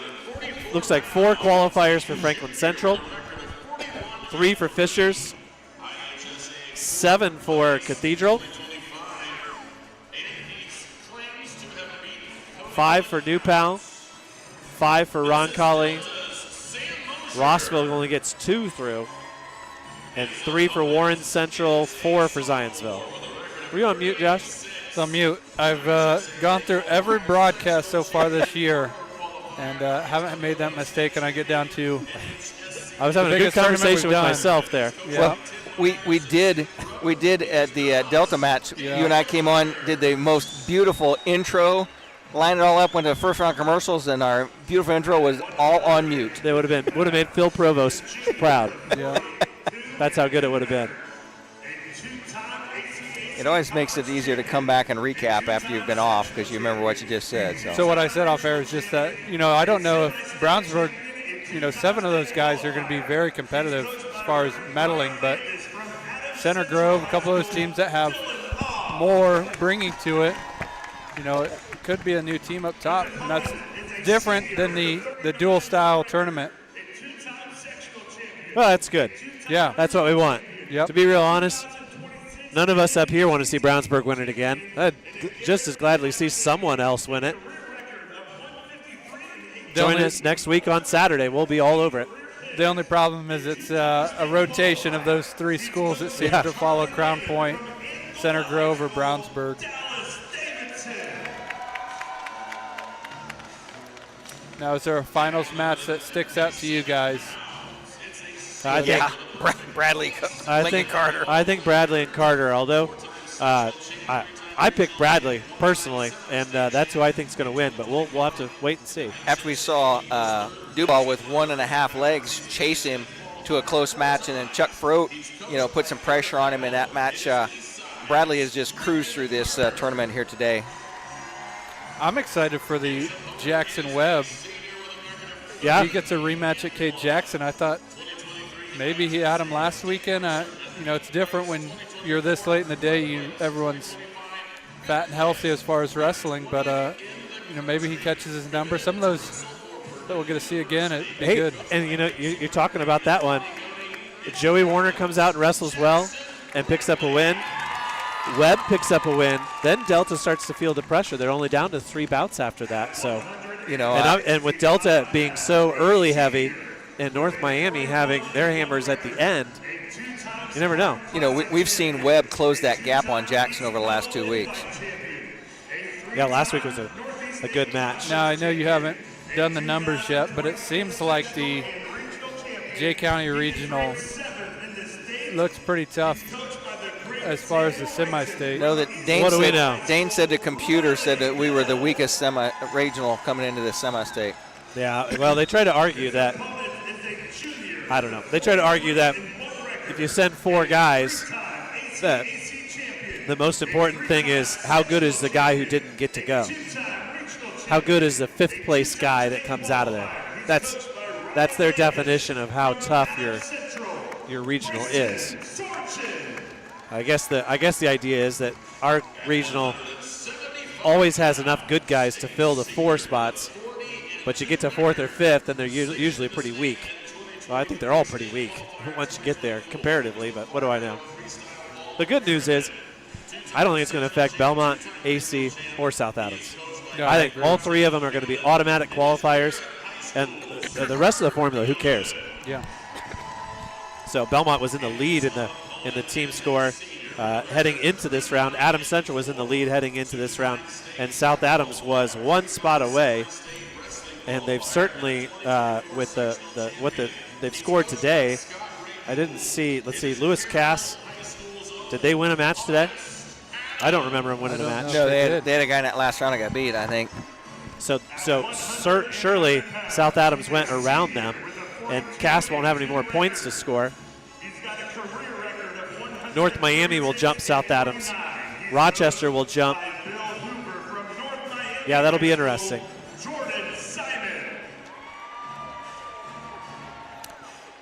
Almost through here are the lineups, and it's Jordan Simons of North Miami being introduced to take on the X-Man. And Josh, we've talked about that matchup between the 3 local guys. We've seen the 3 hammers between Somerset, Litchfield, and Palacios. And I said that earlier in the day, I talked to Somerset, and I said, what do you think that is? And he said, I think Palacios made your decision. And I said, I think he stones him, and he did. I mean, he blanked him. And Litchfield just really did not do anything. I mean, he tried to stay away, and Palacios just crunched him and just controlled him strength-wise. Yeah, and I would think, unfortunate for Litchfield, because if he was on the that was maybe the finals match that happened in the semis. I'd maybe give the nod to Litchfield over a little bit more technique-wise and skill-wise over Simon, but that's just how it shakes out sometimes. But I would expect the same thing from Xavier in the finals here to really handle Simon of North Miami. Talking about those team state scores, Bremen were 2 spots ahead of South Adams. They won 1 match today at semi-state, and that was from a senior.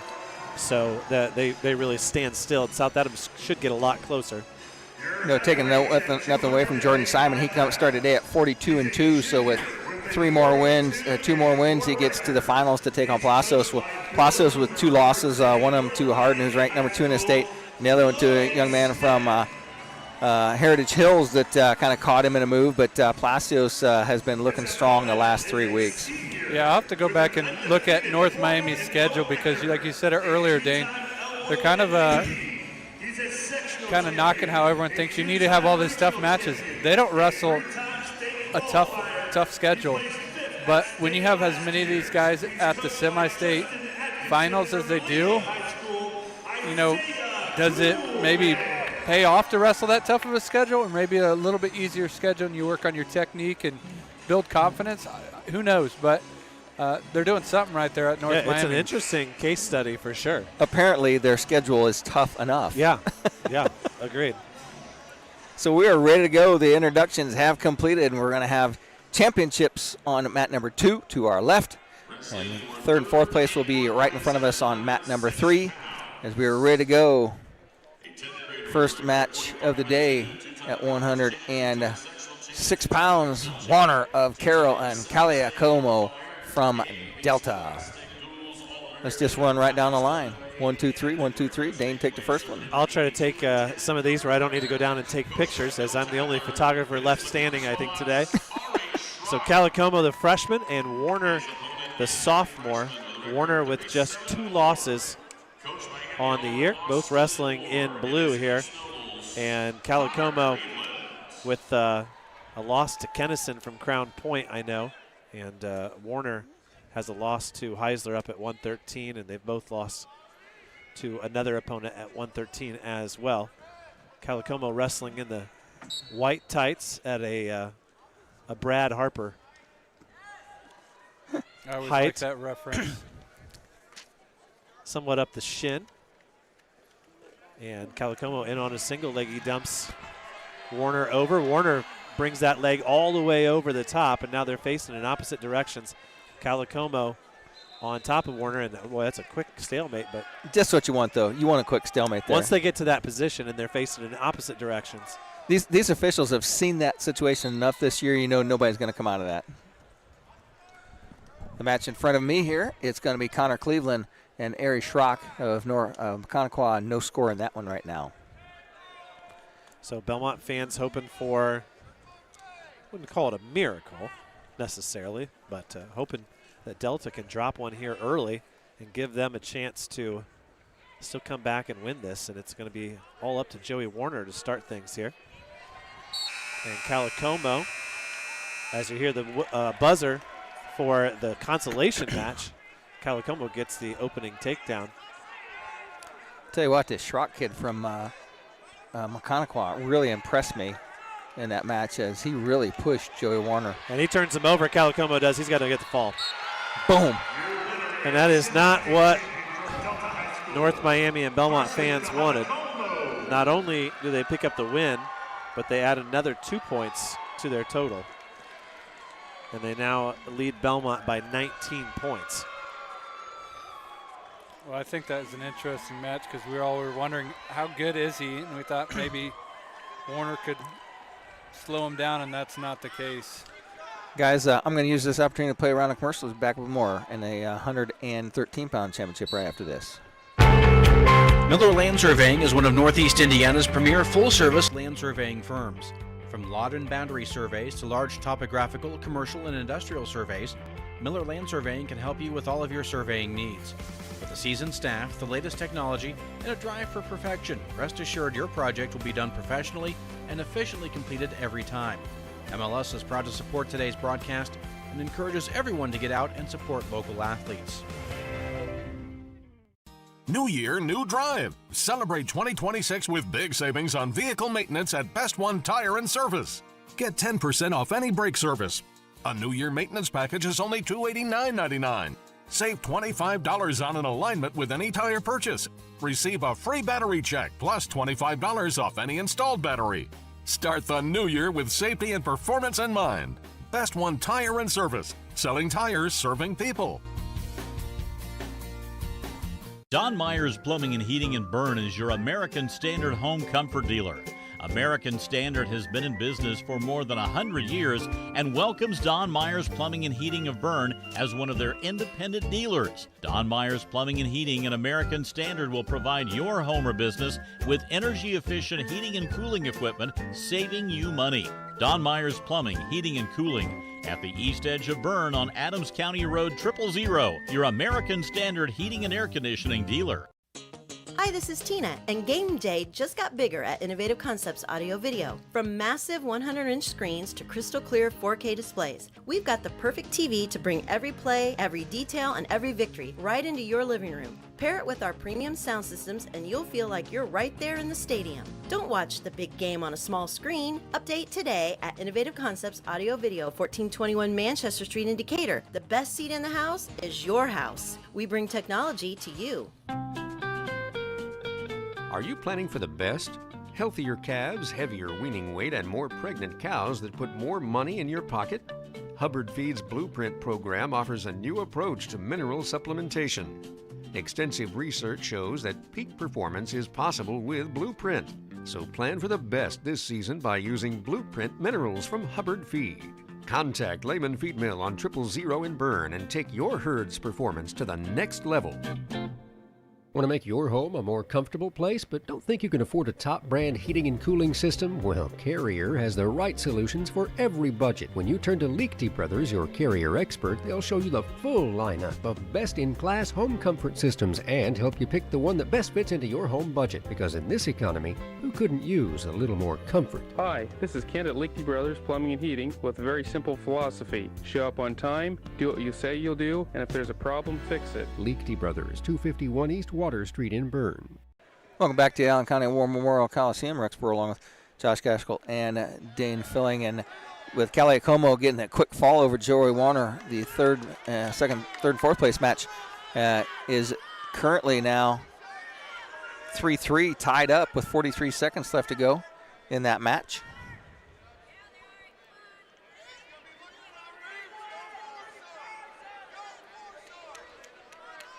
As Connequa wrestler Ari Schrock hanging in there with the East Noble wrestler.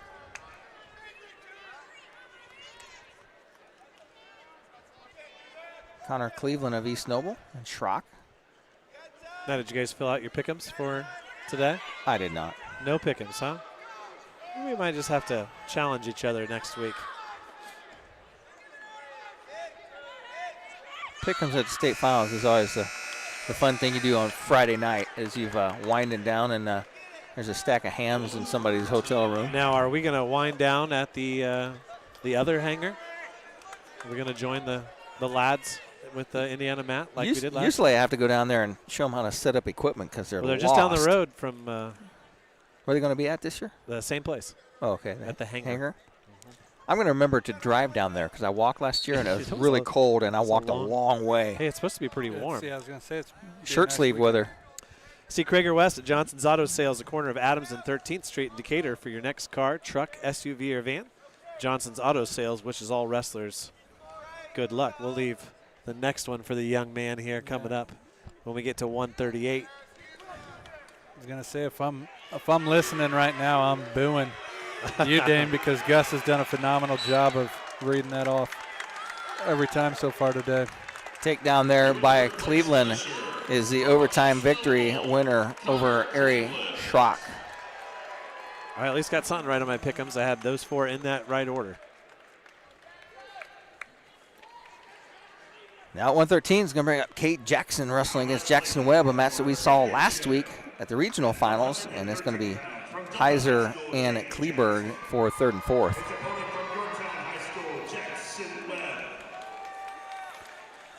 Here we go at 113 pounds. Kate Jackson, Jackson Webb. Last week that match was a close one. Kate Jackson of Delta came away with that victory. He defeated Webb by a score of 13-8. Although Jackson Webb did have that cradle locked up for a good chunk of the second period. These guys on a scramble here. Kate Jackson looking to come out the back door as Webb's got an ankle tied up and he rolls through. And we're going to get a stalemate call here 30 seconds into the opening period. Much the same as we saw at 106. They were facing opposite directions and no one was going to score there. And both the guys, if I'm correct, have kind of walked through the field today for the most part, picking up falls, I believe, in the first two rounds. And Cade last round picking up a fall. And, you know, that's kind of crazy to think they came from the same sectional, went through the same regional, and now they're in the semi-state finals. Yeah, and the only difference in today's team score really is the fact that Webb picked up the fall against Hunter Duncan. Yeah. Otherwise, North Miami would be the ones we're talking about as the favorites here. Yeah. Heisler gets a takedown and 4 near fall, goes up on Maximus Kleberg 7-0 at the end of one period.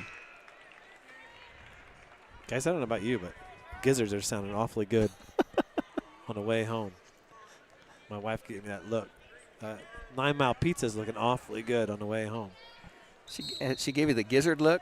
I didn't know there was a gizzard look. This championship bout, it's still 0-0. Both guys kind of dropping a knee, just playing a little bit more defense than offense.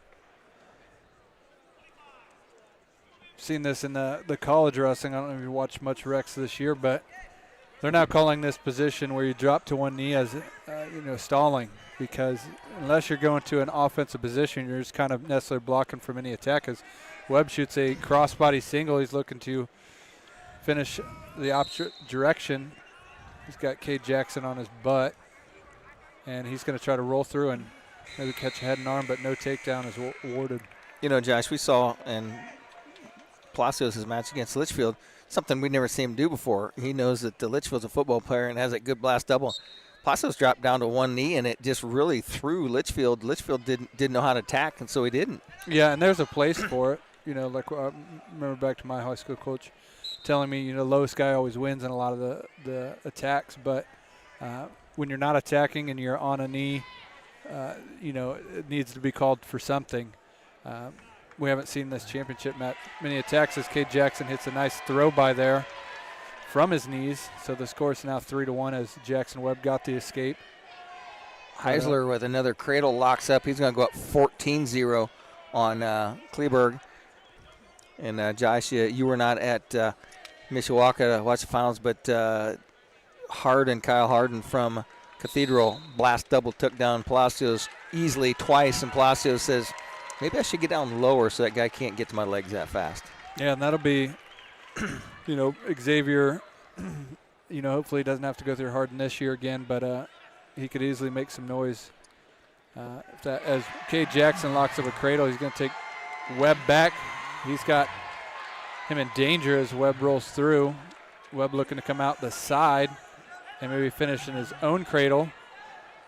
Well, there's a young man down there named Mikey White that you don't want to be on his half the bracket either.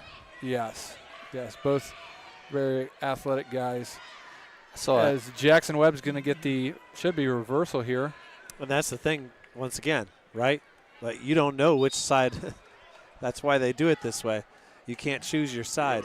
And Palacios has just as good of a chance, well, I guess a slightly better chance to be on the opposite side of White if he wins today. Well, I saw a little feed video pop up about Michael White and started wrestling as a freshman, and now he's ranked #1 in the nation. Yeah, I saw that little short documentary they did, and kind of neat with the coaches there. But I think everyone that competes at the state level understand that, and they don't necessarily complain that, you know, some years you could run that tournament back how many different ways and you get maybe a different champ or the same champ, but, you know, it depends a lot on your draw, and so you don't ever discount a guy that's a state qualifier or the guy that places and has lost to a guy that didn't. You know, it's just kind of how it shakes out in Indiana, and guys respect that. They will. Don't know if they'll wait one more round before they have the awarding of the medals, as Webb gets a little high as Jackson comes out the back door, gets a reversal. It's going to give him a 9-3 lead. I'm going to take this opportunity to play around the commercials, come back from the 120-pound championship. Hi, this is Sarah with Anytime Fitness Decatur. Have you ever felt intimidated by the thought of joining a gym? The good news is our coaches have the heart to help you set goals, create a plan, and work together to achieve the results you're after. So stop in and chat with one of our personal trainers, and let's make 2026 the year you get stronger, leaner, healthier, and happier.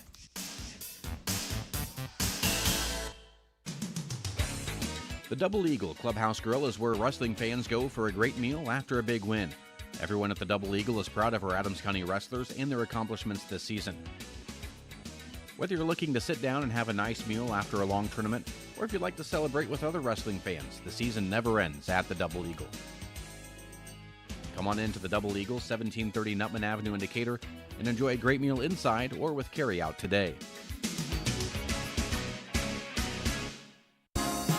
Choosing your next furnace, heat pump, or AC unit is a difficult decision. But whether you're replacing a unit or building a new house, the guys at Rorick Electric can help. They carry decades of experience, and they're licensed dealers for both Armstrong and Duquesne. Rorick Electric Heating and Air is also able to help you with any residential or agricultural project in the Decatur area. Stick with the local experts you can trust. Rorick Electric Heating and Air. Welcome back to the Allen County War Memorial Coliseum. Rexborough along with Josh Gaskell and Dane Filling as they had some blood time, and they've finished that up. So we're in the third period, the minute 20 left to go, as Cade Jackson with a 9-3 lead over Webb right now. Yeah, it's kind of interesting thinking back to how this played out, because I believe Webb of Yorktown defaulted to Cade Jackson in their sectional finals.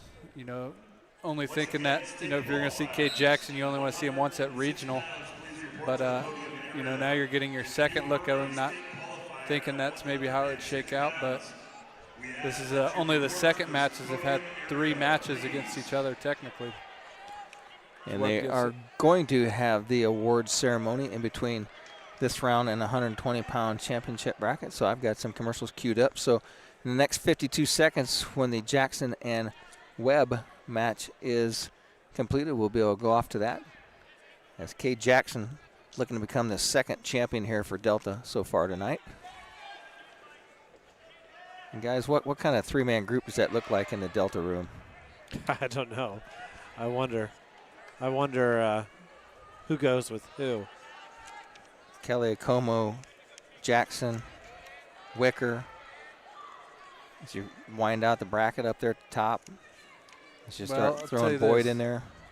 You don't want to be stuck with Mosier because he's the biggest out of all of them. That's true. I mean, you get stuck with him, you're giving up weight. But he is a big 44-pounder. You know, he made Tholner look small. Tholner's tall and lanky, but Mosier's thick. Looks like Cade Jackson is going to be your 113-pound champ for the Delta Eagles. He wins by a score of 10-3. With that, we'll back right after these messages for the award ceremony. When you need high school class rings or team state rings, the man to call is Rod Williams of the Herff Jones Company. Rod can also help you seniors with all of your graduation needs. Give Rod a call at 927-0672. That's 927-0672, or like him on Facebook. Rod Williams of the Herff Jones Company is proud to help sponsor wrestling on WZBD.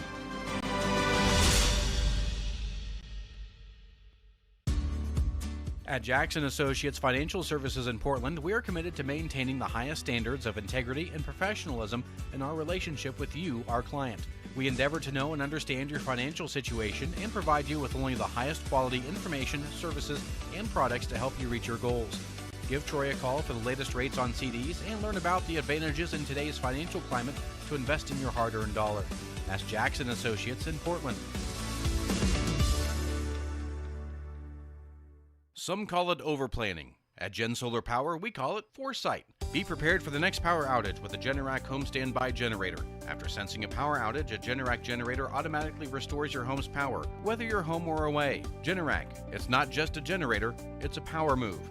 Contact Gen Solar Power at 226-8833 today for your free in-home consultation. They're a local Generac dealer that offers sales, service, parts, and warranty on all Generac products. Gen Solar Power, your one-stop generator shop. Visit them online at gensolarpower.com.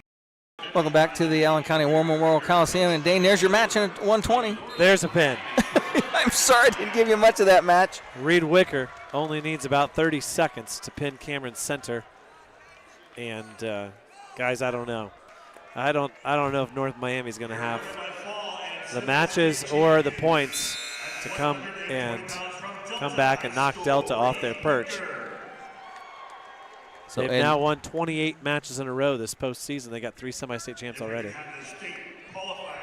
Caden Braden is at Concord wrestling against Braylon McIntyre, and that is a 3-0 match with McIntyre 42-1 on the season.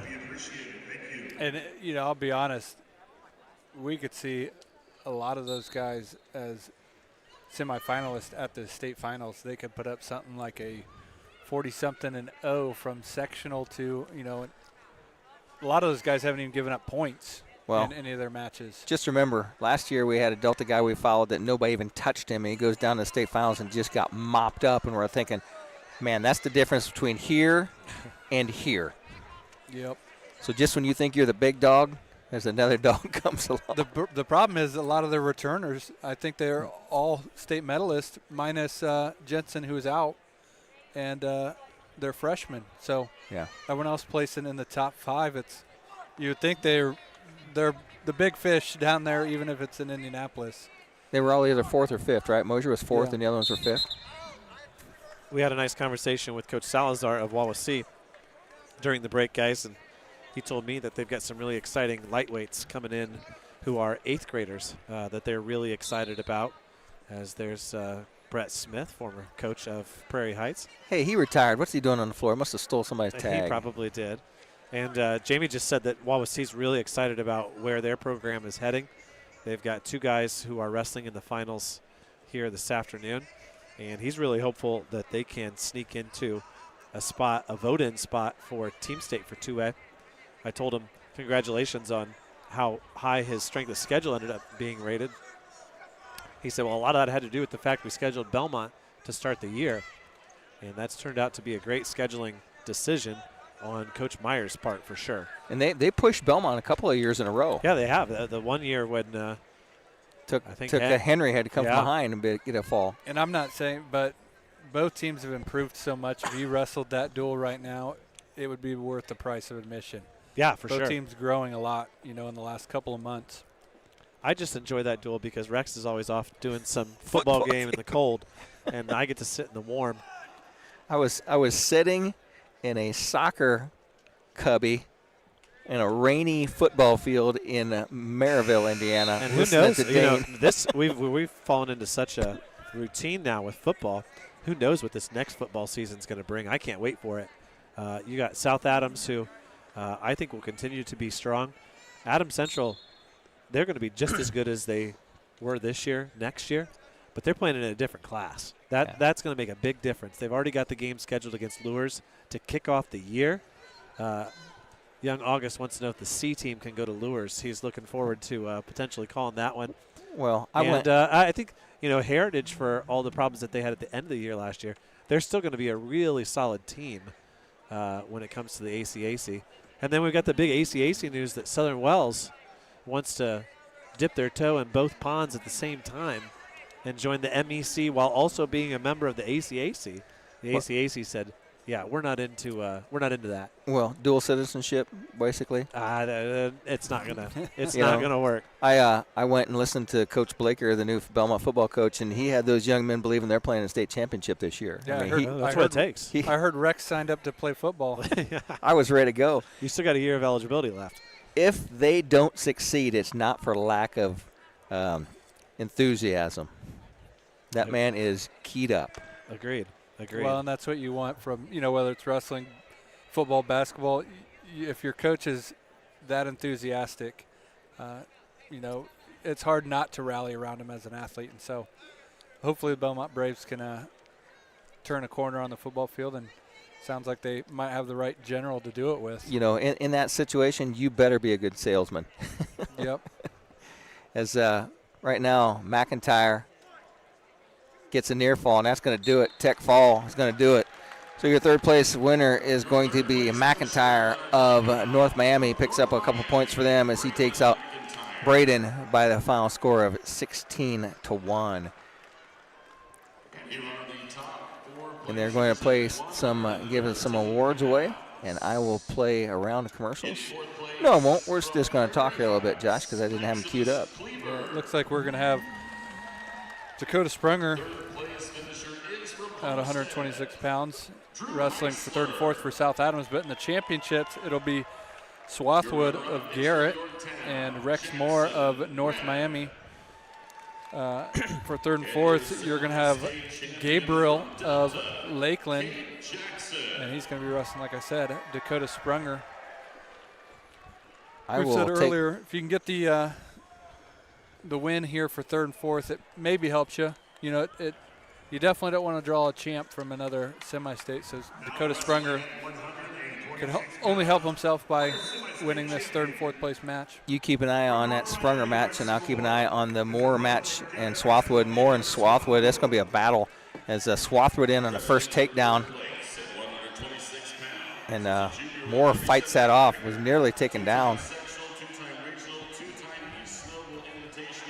Oh, and Swathwood throws Moore through, and they come up scrambling, no points. They are grappling down there. Gabriel had a nice fireman's attempt, but that was stuffed nicely by Dakota. Now Dakota shoots from distance and looks like he's going to have to earn this takedown as he goes single to a double. He's going to sit Gabriel to his butt and going to be close to getting the opening takedown. No score in a championship bracket down here yet as they're on the edge of bounds, and they'll go out of bounds.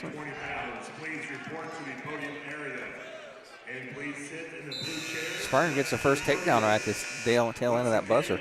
That kid's a tall 126. Moore and Swathwood still on their feet neutral.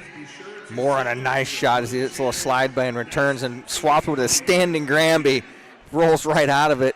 You pick me up and throw me to the ground, I'm going to standing Granby out of that. Swathwood avoids being taken down as they're on the edge of the mat, and that was textbook Billy Martin Sr. Granby standing. No points there with 40 seconds left to go. They're on the edge of the mat. Oh, and Moore has taken Swathwood over in a tilt, and Aislinger says 3 takedown. Yee Daddy starts to walk over, and he's like, yeah, it's not worth a walk. Dakota Sprunger turns his opponent in a cross wrist tilt. Still waiting to see what is awarded. 3 near falls, so he's going to take a 6-0 lead as Gabriel hits a switch attempt. Better re-switch here. Yep, Sprunger's in a little bit of a tough position to forfeit some points here. Swathwood and Moore in a little blood time out here. Was talking to some South Adams fans, and they said, I believe this is correct, don't quote me, but Dakota, the first since Coach Sawyer Miller to become a multiple state qualifier in an individual sport, as he did it in cross country and now in wrestling. Sawyer Miller, a state qualifier in cross country and wrestling as well. So neat for Dakota Sprunger. He's going to give up their reversal here as there's a minute left here in the second period. Scores 6-2. Moore and Swathwood still in a blood time here. Yee Daddy took this blood time to get in the ear of Steve Aislinger, and Aislinger's like, yeah, there's nothing there, Coach. Oh, Sprunger gets a nice reversal as Gabriel looks to return him to the mat. The score's now 8-2. That's where you got to be careful there, trying to take a guy to the mat. It's almost this easy to cut him loose. But with 10 seconds, Sprunger did a good job just hanging on the leg. Swathwood trying to get a reversal here with 15 seconds left. May get 1 out of this deal.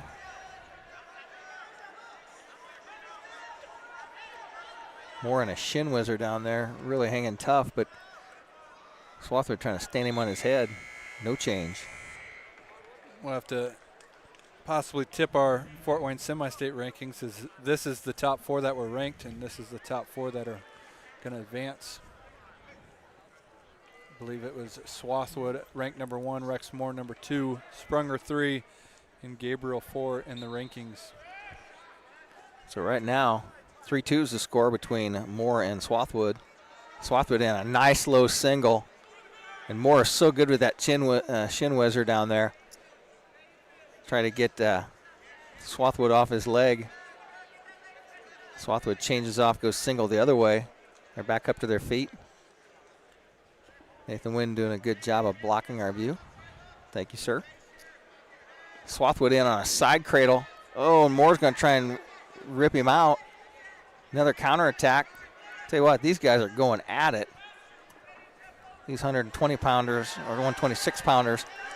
As Moore has caught Swathwood on his back. Aislinger gives him the takedown. Now he starts counting near fall. Moore working in, trying to get the fall here. As Swathwood is on his back, trying to come off, and Swathwood just powers his way off his back. Moore's going to pick up 4 near fall here and take a 10-2 lead. So on a match that was like even up is now an 8-point difference here. Yeah, and Sprunger in the 3rd and 4th place match is starting to open up a little bit more. Score is now 11-2 as he's riding tough on top. Minute and a half left in that 3rd and final period.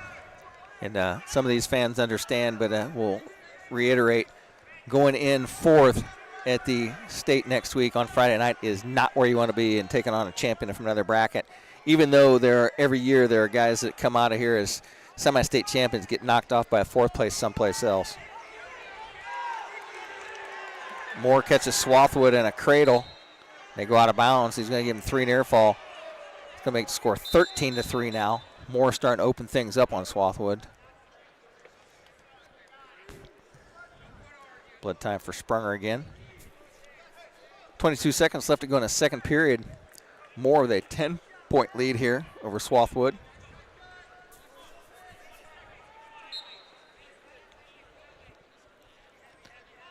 Moore hits a false side cradle, jumps across and takes Swathwood right to his back.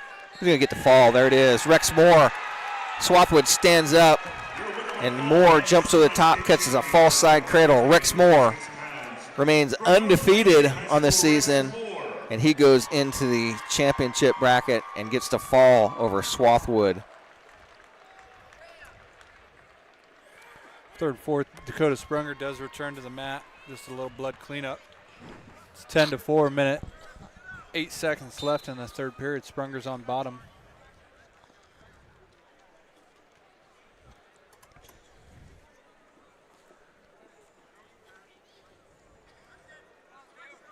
I told Coach Sawyer Miller that there's a little bit of pressure now because as the first year as an official head coach, you set the bar as having qualifiers every year. That's the expectation. He said, we'll do our best. Sprunger gets to his feet here and looks like he's going to hold on for this victory here as there's 30 seconds left. They're going to go out of bounds and fresh restart. Sprunger got a 6-point lead right now. Our championship bracket at 132 pounds is going to be Jensen Boyd versus Harris of New Haven. The judges back on the ground in DFW. Glad to be in touch, be able to listen to us again. Give the judge a shout out as he travels around the world. Under 20 seconds in the Sprunger match. He's just got to fight off this hammerlock here. Oh, it's going to be some near fall points. He's got 9 seconds left to go. He fights out of this sights pin. Sprunger's trying to come off his back. Oh, and he does it. Sheer determination. Gives up 4. He's going to win it 10-8. Takes third place, does this Dakota Sprunger. And back after these messages. Who wants a complete smile? Or maybe it's just time for a dental cleaning and exam. Visit Dr. Laura Kugelhahn and her gentle, knowledgeable, and caring staff at Complete Smiles, located at 1133 North Main Street in Bluffton, Indiana. Dr. Kugelhahn would like to help you maintain your dental health or transform your smile. Complete Smiles is there to help you. Dr. Kugelhahn is currently accepting new patients. Call 824-3100 today to schedule an appointment. The loss of a room in your home due to a storm, a flooded basement, or even worse, a house fire are all events that will change your life forever. And it can be even more of a nightmare if you choose the wrong contractor to repair and rebuild.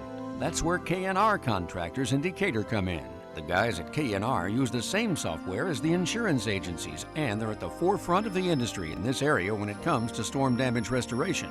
Look them up at K&R Contractors and trust them to get your home or property back to the way it should be. Soul Pig Barbecue on 2nd Street in Decatur, across from the courthouse, features traditional and not so traditional barbecue. Brisket, smoked meats, pulled pork, wings, burgers, soul food, steaks, fish, seafood, and a full bar service. Bring the spouse and the young ones to Soul Pig and enjoy the family side or dine on the bar side. Large portions ensure no one will go home hungry after a Soul Pig meal. Follow Soul Pig on Facebook for the daily, weekend, and entertainment specials. Welcome back to Allen County War Memorial Coliseum. You got the championship at 132, Josh. There we go. We got Jensen Boyd of Delta. A win here would surely lock up the team race. He is wrestling Sean Harris from New Haven. Jensen Boyd has ran through the bracket so far today at 132 pounds. Sean Harris has had a fine day as well, upsetting Hickson Love of Marion, the undefeated junior, former state qualifiers. Jensen Boyd's going to get the opening takedown, and he gives the escape to Sean Harris.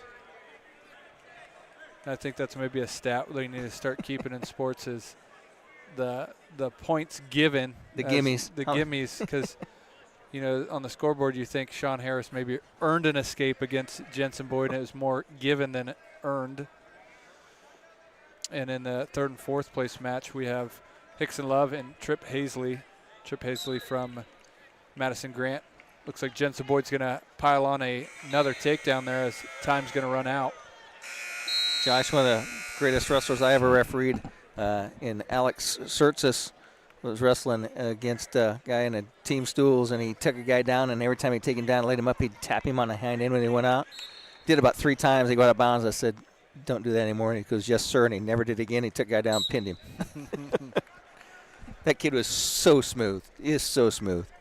Jensen Boyd's going to get another takedown. The score's 9-1. It looks like he's just going to get to work on his feet as he lets up Harris again. You know, how good would that kid been last year if he could have finished this season? Yeah, yep. And you feel bad for him missing out on an opportunity to medal, but I think everyone knew last year that he had a spot on the medal, or in our hearts. He was a medalist in our minds. Just didn't get the physical copy from the IHSAA. You know, and for the injury he had, a lot of people said it's really amazing that he is back wrestling at all, because it was really pretty bad. It doesn't shock me though, because when you're this good of a wrestler, you got to be a hard worker. So I'm sure he hit the rehab hard, hit the weights hard. He clearly has gone up in some weight, so he definitely looks like a better 132-pounder. He's going to get a 4th takedown of the match. Brings the score to 12-2. In the first period, in the second period, early in the second period. Yeah. So hasn't really maybe broken a sweat yet. And Harris squeaked out a 1-point victory over Love, who was undefeated, and Boyd is just that next level. Yeah, and I kind of looked at this bracket earlier and thought maybe Trip Hazley might be the second best guy in this bracket, but when you draw Jensen Boyd in the semis, it doesn't really matter. You're gonna finish 3rd or 4th, and Jensen handled that one pretty easy. Hazley trails Love 3-0 as we're in the second period of the 43 seconds left to go, 3rd and 4th. Oh, Boyd just so quick, snaps down the head of Harris and goes behind. They were in an over and under situation. He dropped down and faked a knee pull, and they just did a little slide by, went behind, and gets the takedown 15-3 as we round out the second period here. Yeah, it's so smooth when guys can attack on a leg and they back out so quick that you have to react, and he's just like that in the front headlock position and gets around and scores with ease. It's 15-3. It's those guys that can change direction in that front headlock situation. And like we've said earlier in the broadcast, weeks on weeks, his arsenal, once you think he's going to shoot a single leg, it's single leg to a double leg, then to back out to snap down to misdirection, and you don't know what he's going to put together. It's never just one move. Harris couldn't take him down in time and gets a warning for the stalling, and then the insult to that, he gets the escape as well. So 16-3 is the score, and Boyd with a takedown here can seal the deal, and he goes high up in the air. Boyd spins, goes behind, that's going to do it. Boyd tap on the side of Harris, telling him good job, and 19-3 just that easily, as your winner at 132 pounds is Jensen Boyd. Timmy Takedown Tree Service on US 224, 3 miles east of Decatur, has firewood for sale. $30 a scoop, $75 for a 6-foot bed, $85 for an 8-foot bed. Timmy Takedown Tree Service can give you a free estimate on removing storm-damaged trees, grinding stumps, or trimming trees. Call 728-9120 and talk with Jake to set up an appointment. Timmy Takedown Tree Service has been in the area's best and most trusted tree service for 50 years. Stop out or call today.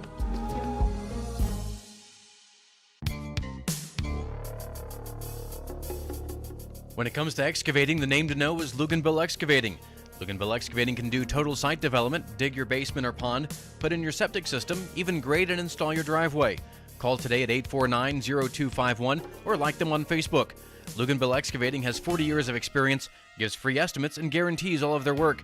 When it comes to the dirty work, Luganville Excavating will get her done. Give Brent a call today.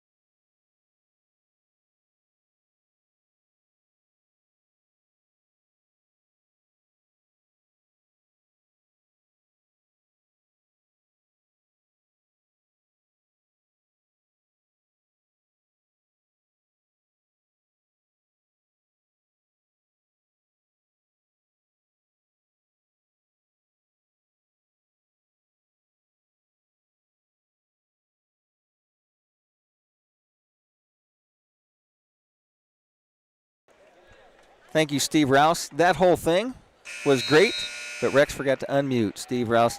Hey, Gus, why don't you read those again? See Kreger West at Johnson's Auto Sales, the corner of Adams and 13th Street, indicator for your next car, truck, SUV, or van. Johnson's Auto Sales wishes all wrestlers good luck today. Rely on Rebecca S. Cochran, CPA, for all your personal and business accounting and tax preparation at 165 North 2nd Street in Decatur. She wishes all wrestlers good luck today. Who are we giving a shout out to? Lenny Rasso. There we go, the super fan. Shout out from Gus and all of us. That'll bring up our 138-pound championship bracket, and it is Hunter Douglas in the finals versus Hunt from Western, and right in front of us is going to be Pippinger of East Noble versus Henry Farode, a.k.a. Hank. And Henry has defeated Pippinger at least twice this year, I think, as we get ready to go here. As we know that Hunter Douglas is a fine wrestler, and he is favored to defeat Hunt. We're going to focus on Henry's match here, as I will take that one and set Josh up for the next one for if when Dane comes back. And we are underway, 1 minute first period at the 138-pound consolation match. Heavy hands by Henry. Snap down by Henry. Pippinger's had a great day, had a couple of big upsets here.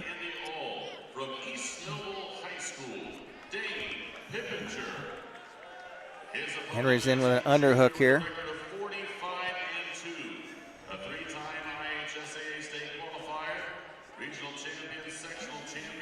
Henry with a front headlock.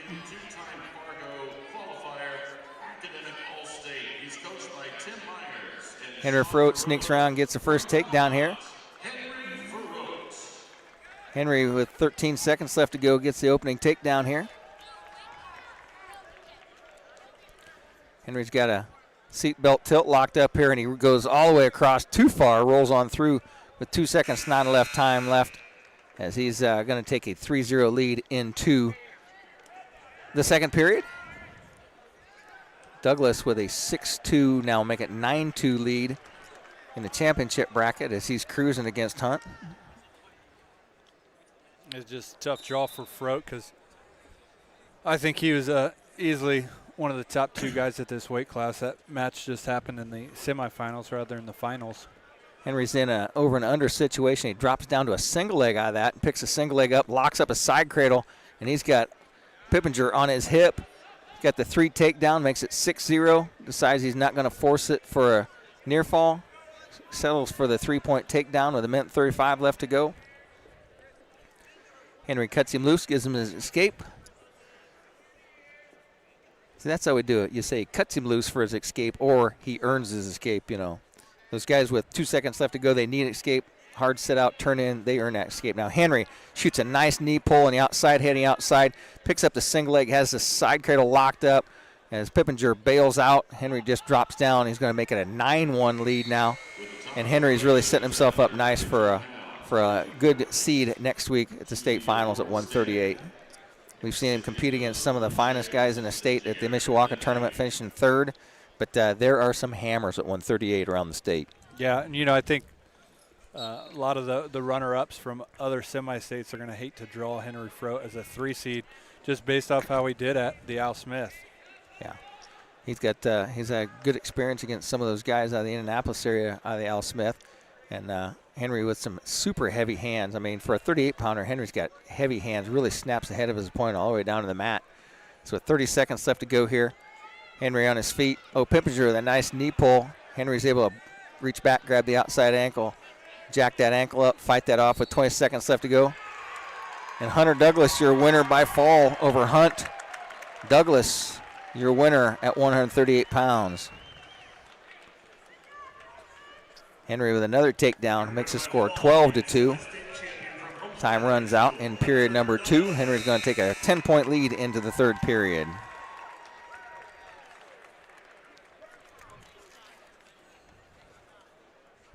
That'll bring up 144-pounders, and it's going to be Duke Myers' little brother, Gabe Myers, wrestling against Sam Mosier.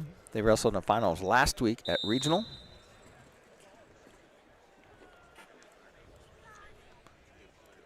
Henry starts the third period in a down position.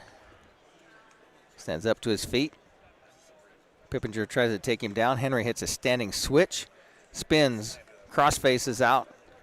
Pippinger still has the leg locked up.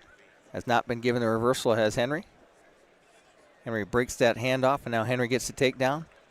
2 reversal, makes it 14-2. Henry cuts him loose, 14-3. Henry knows that a takedown here should do it. No, it wouldn't. That'd be 14 points. Henry on a nice single leg here. He's going to try and finish waterfall. Pippinger draped over the top. Henry's going to have to pick up back points here to get the tech fall. He's going to get the 3-point takedown. That's going to make the score 17-3. Cuts him loose, gives him his escape. Heavy hands, 17-4. 1 minute left to go in this third period.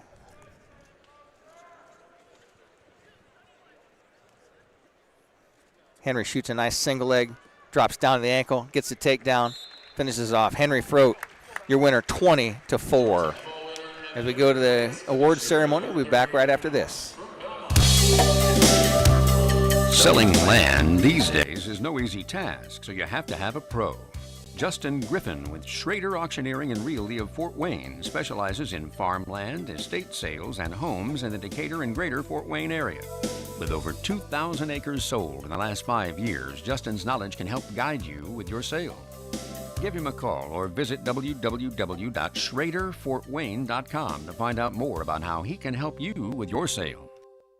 At Bullenbacher & Associates, we know small businesses are the heart of Adams County. You're the ones who keep our community thriving, and we're here to help you succeed. As your trusted CPA firm, we specialize in helping small businesses grow. And right now, we are accepting appointments for tax preparation. Call today at 260-726-4207 to schedule your appointment. Bullenbacher & Associates, supporting small businesses, supporting Adams County.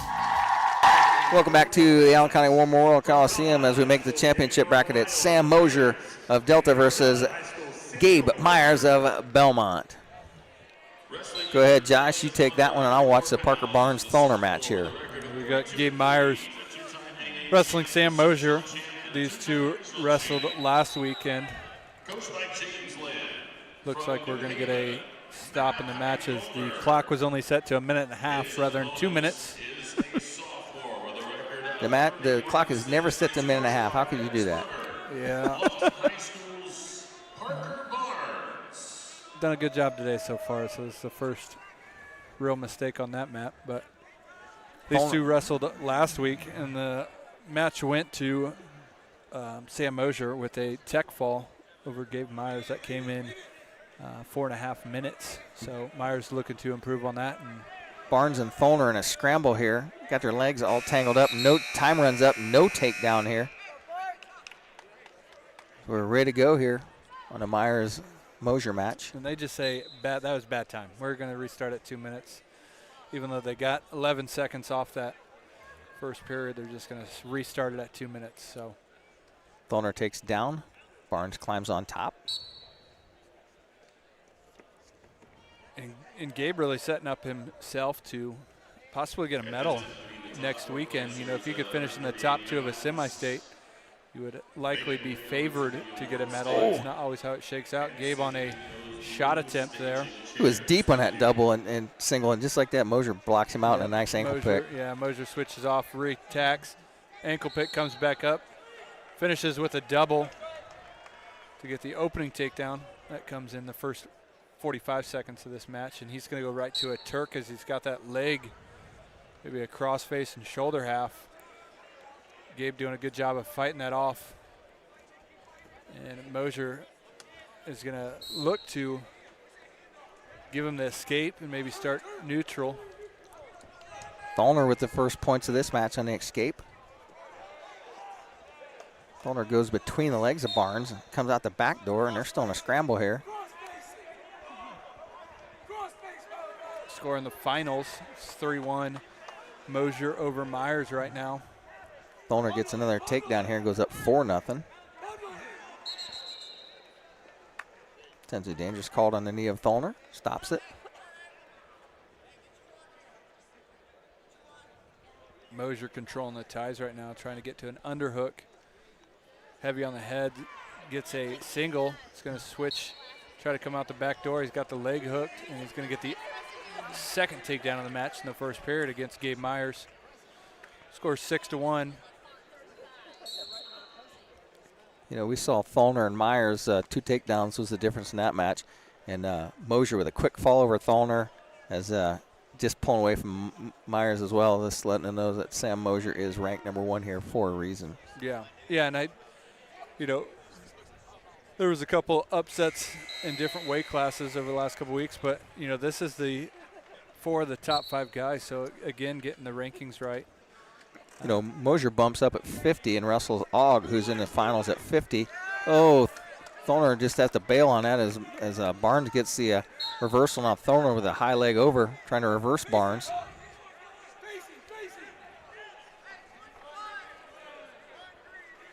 Oh, nice ankle pick by Thalner. Takes Barnes right down his back, but Barnes comes off his back. It's like Gabe started the second period on their feet.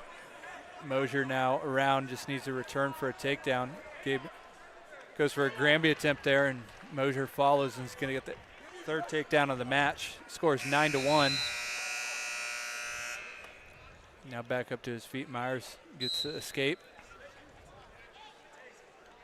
And they're going to go out of bounds, get a fresh restart. Minute 20 left in this second period. I think Gabe's fell into a real nice weight here at 140. Looks solid at 140. I thought last year he looked really thin and just not as strong as his other opponents in his weight class. And I think he's put on some weight and some muscle over the summer, and he's fallen into the 44 class pretty nicely. Well, and there's 3 out of the 4 guys at this weight are sophomores. So, we're looking at a barn burner over the next couple of years if these guys stay around the same weights. Thalner just put Barnes on his back. Now Barnes comes off his back. Thalner's going to pick up 3 for the near fall. Mosier of Delta is now racking up some takedowns. Scores 12-3. He's now back in on a head inside single. Looking to sit out the back door. Gabe in a little bit of a trouble, maybe close to bailing out as he didn't want to go up a fall there, but still working tough. No takedown yet for Mosier. Thalner's one of those guys had a great junior high season. You're looking, he's a kid that's just a 10th grader right now. So he and Barnes and Myers, all 10th graders here. Yeah, so you hope they all don't stay around the same weight, spread out. You'd hate to see one of these guys draw the other one, as Barnes and Myers come from the same sectional and regional. Got some blood time there, and I'm going to take an opportunity to play one commercial here, and we'll be back right after this. Throwing a party? Call Adams County Tent and Party Rental to make it a very special occasion. Adams County Tent and Party Rental has delivery on tents, tables, chairs, linens, and bounce houses for weddings, birthday parties, graduations, retirement luncheons, and business meetings. No event is too big or too small for Adams County Tent and Party Rental. Call Landon at 223-2040 or like them on Facebook. Looking for summer work? Give Adams County Tent and Party Rental a call today. Welcome back to the Allen County War Memorial Coliseum, and Josh, get ready. Oh, Barnes just got Thalner on his back, and Thalner comes right off of his back, gives up no near fall, and that is going to be the match. 11-2, Malachi Thalner, your winner for third place here at 144. Gabe now in on a leg attack here as Mosier's trying to get away here in the third period.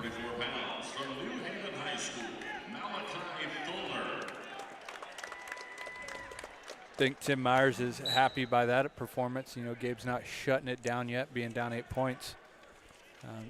You're going to see tough guys like this at the state tournament, and you got to learn how to take them down. So, although he trails by 8 points, Gabe staying on his offense, trying to find a way to earn a takedown against Sam Mosier. Got a nice little run of Braves coming up here as Myers in the finals at 44. Looks like Mosier's going to secure another takedown, scores 15-4.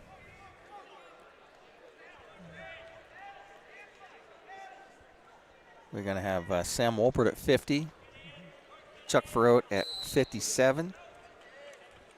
A couple more Braves in a row here. And then that'll lead us up for the showdown at 157, the championship match between Bradley and Carter. People have been looking at that one all year. They're ranked number 1 and number 2 in the state, in the same semi-state here. And I haven't outwardly made my predictions on that, but I have a feeling of which way I think it's going to go. Are they the same as your predictions? Because that match, and they could wrestle it 100 times and it come out 50 ways, 50 for each guy. It's just that tight. 18-6 the score with 32 seconds left to go in the Myers and Mosier match. Mosier cruising to a victory here at 144. Like you said, I think his second place for Gabe sets him up real nice for next Friday night's first round matches. Kind of neat as this match is finishing down. Myers goes for a headlock attempt, but I know Dane always likes to kind of reminisce or, think of scenarios. This is possibly the first year we've seen a healthy Sam Wolpert, and he's a state qualifier. You kind of makes you think, what if he was healthy the last 3 years? Could he have made some more noise, maybe been a 2-time qualifier? As we've seen him wrestle his best, postseason in his career. So it's good to see him healthy. So Gabe Myers makes it to 2 seconds left to go in the match before Sam Mosier gets the tech fall win. And Mosier with the championship. And that's going to be another Cowan wrestler in the final consolations here at 150 is going to be Ashton Goney versus Sam Wolpert at 150. The championship match is going to be Dylan Ogg versus Davidson of Angola. We'll keep an eye on both of these here as Ogg and Wolpert at the same time. We're underway. Both matches here. The Wolpert-Goney match is a 1-minute first period. Ogg and Davidson's match will be a full 2-2-2. Wolpert in on a shot, nice low single leg, picks it up, and Goney is able to whiz her out of that. They're on the edge of the mat. No change here. Wolpert on the out of bounds. They'll come back to center. No change here. Davidson in on a single leg here as Ogg really putting the hips down, pressuring him out. Ogg trying to break that grip off his leg, and Davidson just caught Ogg in a side cradle, has him on his back, and Ogg bails out, but he doesn't give up any back points. He's going to trail this thing 3-0 early in this first period. Yeah, and it's kind of been an interesting day for Dylan Ogg. I think he's probably the best guy at this weight class in the semi-state, but just maybe not wrestling his best today. I don't know if he's dealing with an injury or sickness, but Goney in on a shot, and Wolpert grabs the leg and does a barrel roll and gets a potentially dangerous call out of that. Casey Bradley going to ask a question, but I don't think you question that. It's like you stop and move to prevent somebody getting hurt. You do what you do. Bradley's thinking maybe he should have got the takedown, but they're up neutral still. It's Goney and Wolpert 0-0 with 2 seconds left to go. So Wolpert makes it through the first period, no score here. Ogg trails 3-0. And this isn't the first time we've seen this today. Like I said, had a close ticket round match with Kevin Tom from Wawasee that went into overtime. So Wolpert's match, Goney takes the down position to start period number 2. Wolpert climbs on, rides him from the right side. Wolpert really reaches that spiral right in there deep under the neck of Goney. And was it Goney and Ogg that went at it last year a bunch of times? Yes. Yeah, both guys battling out. I believe Ogg got the final rubber match between those two guys. Goney trying to come up to his feet. Wolpert trying to cradle him back down to the mat. Wolpert drops down to a low single leg.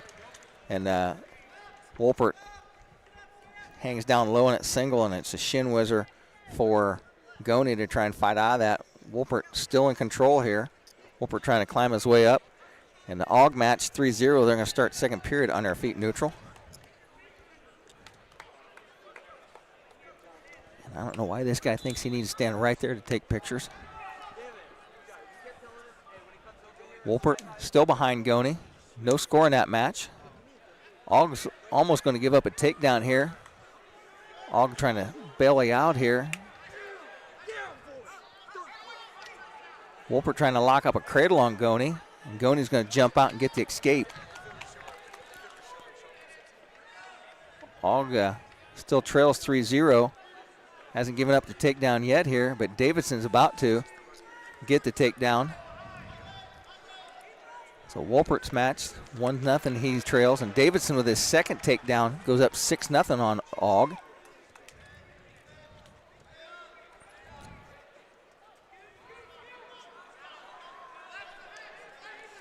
Ogg trying to hit a switch and come out of this, and Ogg's going to get the reversal. Wolpert down underneath. In a little monkey roll lateral situation here.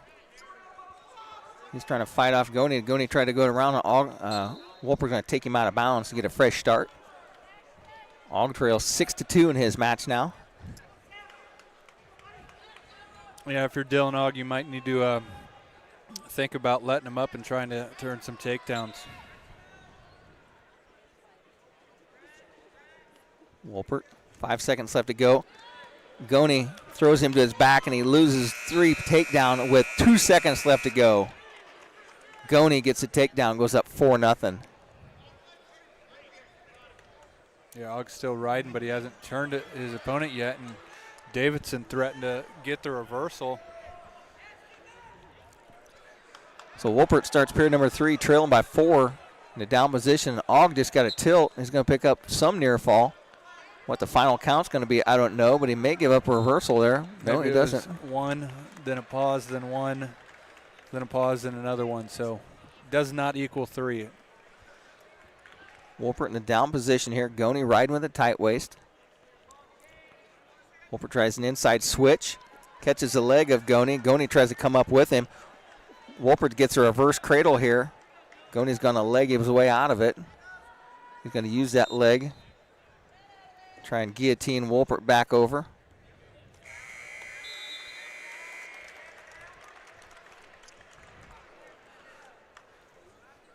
Goney riding with the legs. Now he puts both boots in on Wolpert.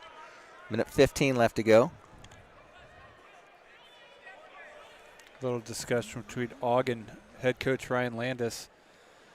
Scores 6-2. Dylan Ogg wanted to go on top, but you know the math doesn't math because even if you turn him from 4, you tied it up. So Ryan Landis wanting the takedown and escape, or the escape and then takedown. Wolpert turned in for a switch. The clock got reset to 0. So Wolpert's caught in a side cradle here. Wolpert's trying to stand up and out there. Goney's going to try and take him to his back, but Wolpert comes out on top, and Wolpert's going to get a reversal here. So 4-2's the score now with 37 seconds left to go. Wolpert's going to have to cut him loose. So 5-2's the score now with 30 seconds left to go. Wolpert in a nice single leg.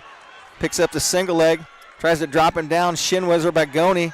22 seconds left to go. Goney's trying to come out the back. Kind of a scramble situation here. Wolpert's kind of got his arm tangled up here. Goney's over the top. Stalemate called. 11 seconds left to go. 6-3 in the Ogg match down there with a minute 30 to go. Goney standing tough. Wolpert comes up, attacks him. Wolpert in on a single leg, tries to hit a little tilt. Goney blocks on a thigh. And Ashton Goney is going to be your winner for 3rd place. Sam Wolpert will head to Cambridge next week as a 4th placer. And it looks like Dylan Ogg did secure the escape and takedown and ties it up there. So good call by Coach Ryan Landis.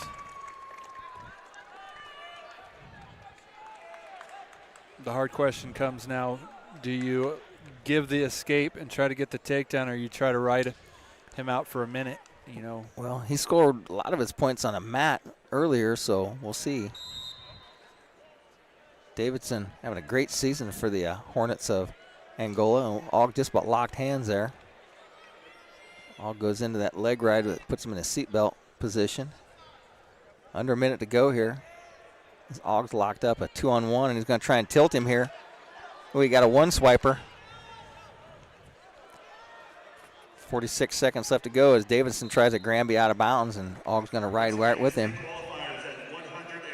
I don't want to be a hometown, or Adams County, super fan necessarily, but I thought that was 2 back points. The ref only got 1 count, but it was a slow 1. I really thought he had 2 there. But you don't want to give up a cheapie there. So Aug's got to hold down Davidson for last minutes as Davidson hits a roll through, and he's got Aug now in a scramble position. No points are awarded. Here's what happened against Mosier. Wait, nothing happens. At the last second, you give up points and you can't come back from it. Yeah, the hard part is, this is either going to be a 2 or 1 no matter how it shakes out. Was a reversal, so Aug looking to get his own reversal. He gets to his base, and he gets it there tied up 8-8 as there's only 5 seconds left on the clock. It's going to go down to OT. This is Dylan Aug's second OT match of the day. Yeah.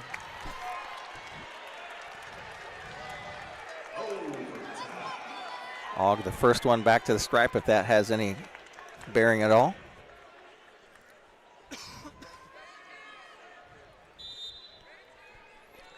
One minute of sudden victory here. Aug versus Davidson. Shot attempt by Aug. That's a nice shot attempt. Head inside single on his opponent's left leg. Looking to switch off to a double. And he does switch off to a double. Switches back to that head inside single. Misdirection. Sits him to his hip for a second. Aug now going to kind of back out. Now they're stuck in an over-under position. And he's going to try for an ankle pick attempt. 25 seconds left. Aug with the underhook on his opponent's left side. Duck under attempt there to a trip. Out of bounds. They're going to go out of bounds. No points awarded. Aug doing a lot of that action in overtime. How low do you want to run that tank in this first minute period? Yeah, I think now that you're at 13 seconds left, you kind of hold on. Yeah. You say, let's go to the ride outs.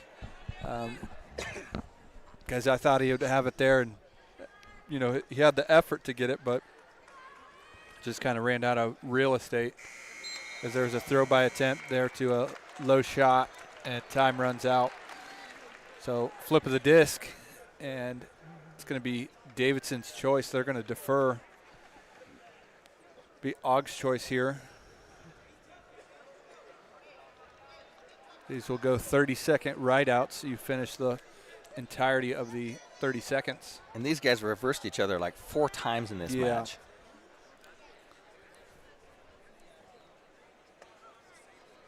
Coming up in the consolation match at 157, it's going to be Chuck Froat from Belmont versus Evan Oglesby from Mechaniqua, freshman versus a senior. That was a locked hands. Aug with a free point there. And I like that call by the ref. A lot of these guys think that you just continue to wrestle. Once that one motion stops, you can't keep chain wrestling. So Aug's going to have 20 seconds to earn another point here in this overtime.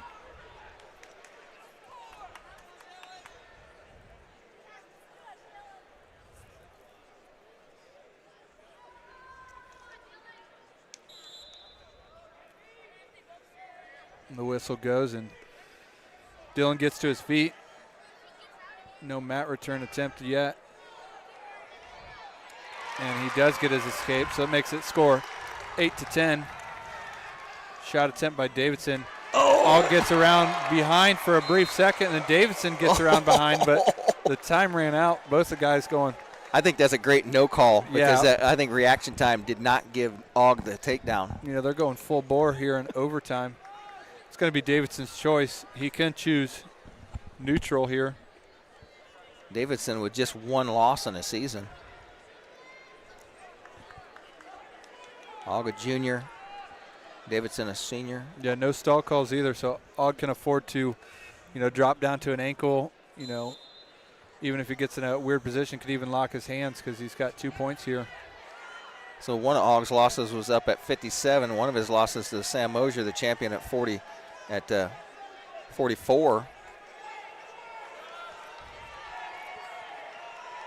Ogg trying to work his way up here. Ogg's at 10 seconds to finish a ride out, and it's over.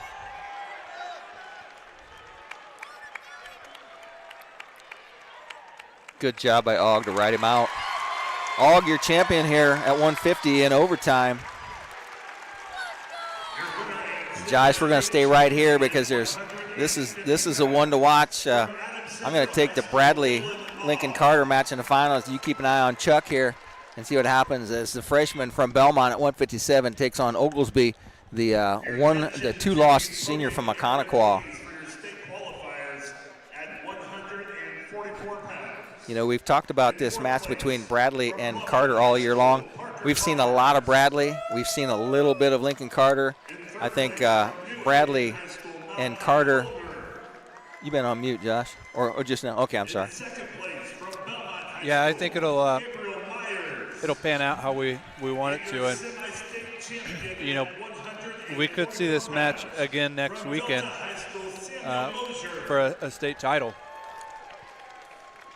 Ready to go here as Dane puts his camera down, makes his way back into the booth. So does that change the way that you look at it as a coach? What? Knowing that these two could wrestle for the state title? Is there anything you hold back? No. I don't think so, because you don't want to go in as the second place. You'd rather go in as champion next week. Yep. Now, there has been some shakeups at this weight as far as the state, but, yeah, you try to win and at least have a better shot at making the semifinals. Carter and Bradley in the center. Underhook by Bradley. Overhook. Oh, nice ankle pick by Bradley. He's in behind, and Carter dives out of bounds. Going to get warning. Could have been a fleeing, Josh. It should have been a fleeing. Carter gets a warning instead, as Bradley was in a nice low ankle pick. Chuck's got a real opportunity here.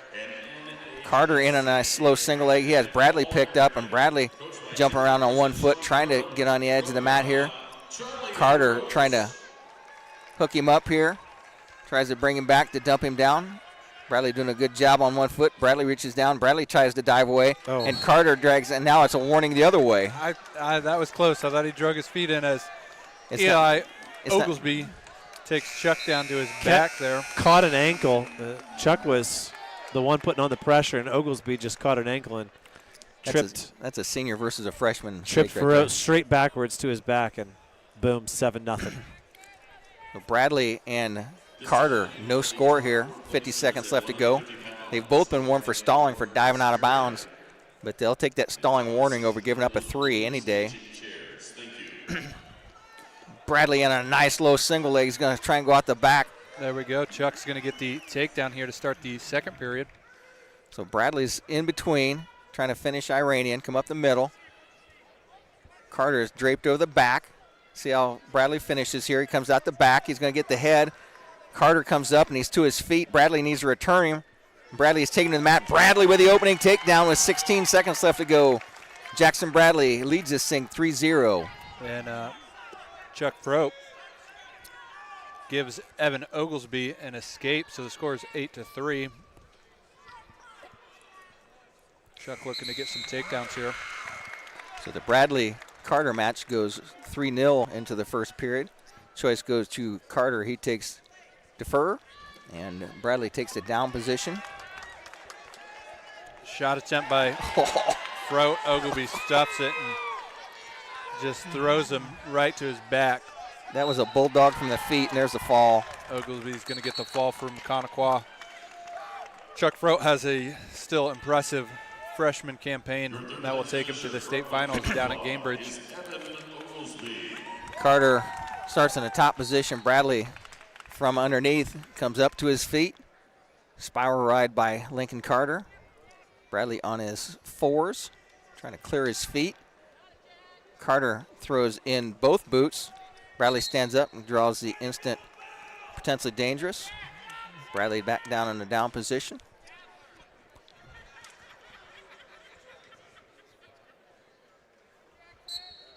Bradley, no real first move. Slowly comes up. They're up to their feet. Somebody needs to be counting here, Josh. And he just cuts him loose. Bradley with the escape makes it 4-0.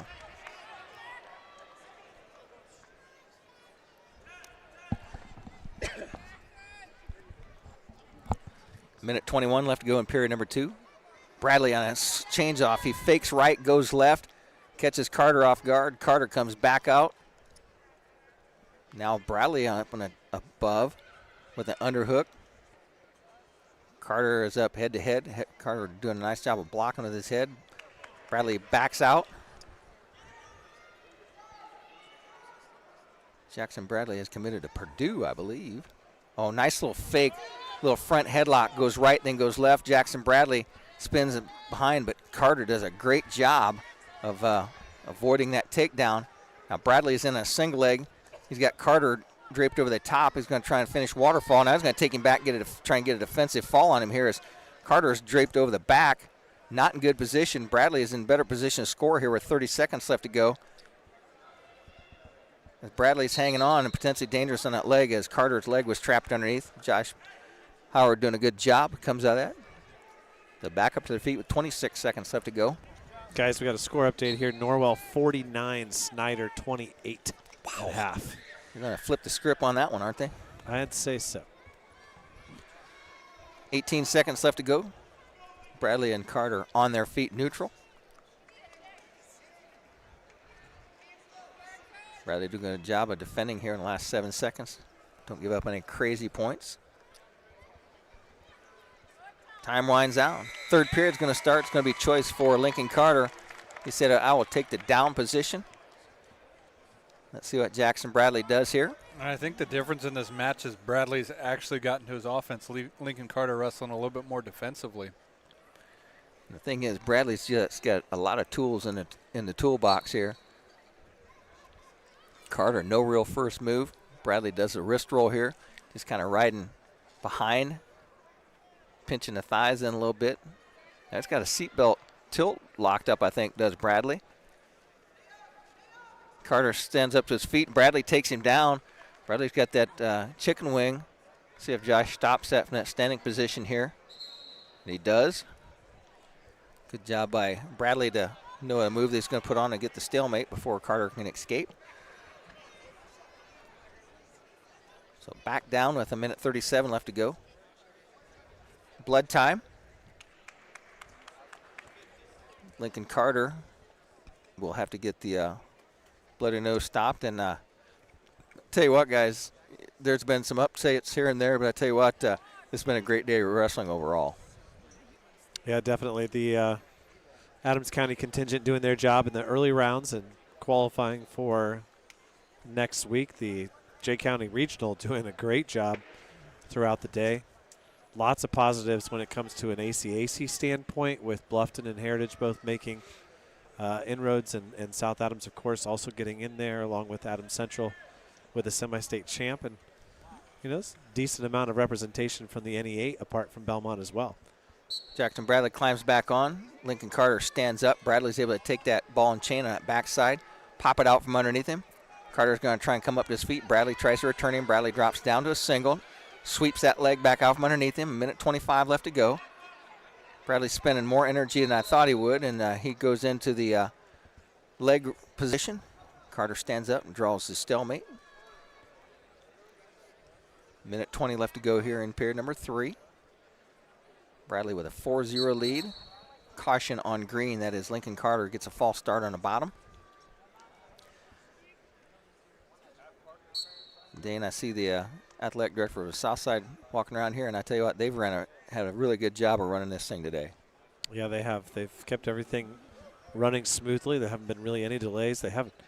I'm sure it's mostly Pat, but the technology's been great, and seemed like it was a good crowd, although it's hard to tell how many people were here because they had volleyball going on at the same time. Parking lot was insanely full. So Bradley had the legs in, and Carter reached back and grabbed hold of his ankle and jacked it the wrong way, so Josh Howard stopped it. 1:03 left to go here. Carter tries to come up to his base. Bradley's running a spiral ride to keep him down. Now Bradley drops down to a single leg, comes up, hooks that leg of Carter. Carter is over the top. Bradley's going to come out the back door. He's got a cradle locked up, and Carter says, no, I better bail out of that, so Carter dives out and gets escape. So we're a takedown away, separating these two. 4-3 to score. With 41 seconds left to go, Carter's going to have to dial up some offense. He has not made any real attacks on the legs on Bradley here tonight. Bradley has went into a little bit of defense mode here with 30 seconds left to go. One stalling warning apiece, so Bradley has to be careful here. Bradley takes a look at the clock. Gets poked in the eye. Apparently Lincoln Carter doesn't know the counter to that move.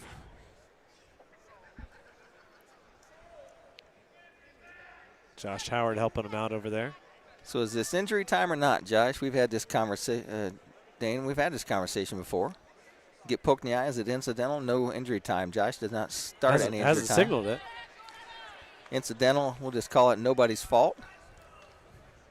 Makes it harder for him to find in these last 17 seconds if you can't see him with one eye. And he is going to start injury time now. The crazy thing is, they've now allowed long hair in wrestling. To each their own, it doesn't really matter. But, you could get a guy that's going to, just a head tap and pushes on your hair and your hair goes in your eye. And it's, I'm not saying that's necessary, but, you have to figure out whether an eye poke or all these things changing in the sport is going to be an injury time or just. Well, in football, if hair hangs out the helmet, you can tackle him by the hair. So we got 17 seconds left to go. It's Lincoln Carter and Jackson Bradley, both with a stalling warner. Carter's in on a single leg trying to work his way up. Bradley dives out, and he's going to get the stalling. That's going to cost him a point with 9 seconds left to go. That was only 4 seconds off the clock right there. There's a lot of action. Bradley trying to hang in here. He could give up another stalling point here, and it wouldn't matter. And there it is. Time expires. Jackson Bradley shakes the hand of his dad, Casey Bradley. And that's going to do it. 4-2 is the score. And Jackson Bradley was number 2, is now number 1, Lincoln Carter, and now number 2 at 157 pounds. Brings up Shorty. We have been through our commercials multiple times, Dane, so let's stay here for all the action. Well, this will be a good one because I believe this is Biddle. Yeah. At 165, and we had a front row seat to that one last year when Biddle got upset and thrown to his back. And I thought he was a favorite to be a qualifier. That didn't end his way, and so now he's kind of on a redemption tour, but he's going to have to go through bracing, and that's not easy. Shorty's had a real good day today, and you get that one. And I'll watch the consolation match here, as it will be Winokur and Ensley. Yeah, in the championships, we've got number 5 ranked Brayson Shortgen and number 7 ranked Riley Biddle. It's 1 and 2 in the semi-state for the championship title. Third place at 165 pounds is a senior with a record of 28-13. He's a 2026 state qualifier. Coached by Nice shot there by the Concordia wrestler. from Garrett High School, Jackson Ensley. No score in either one of these matches yet. Ensley with the huge upset, upsetting number 12 ranked Sean Caldwell of Marion. So Ensley's playing a little bit with house money, and so neat to see him with the upset and on to the state finals. That's a 13-loss wrestler there as Shorten's in on a real nice double leg. And Biddle's able to pull him up out of there with an underhook. Period number 1 comes to an end for the consolation match. Now, Rex, I don't know if I ask you this every year, and I just forget, but what do you think about the consolation matches going for 1 minute in the first period? I've never liked it, but they do it. They're gonna listen to my opinion. Yeah, I don't like it anything past the regional level. Semi-state and state level, we're competing for medals here. Yeah. Shorten was in on a nice double leg, and then they switch positions out of bounds. They come back. No change with 27 seconds left. State qualifiers at 157 pounds. See if Shorty's going to dial up a takedown here.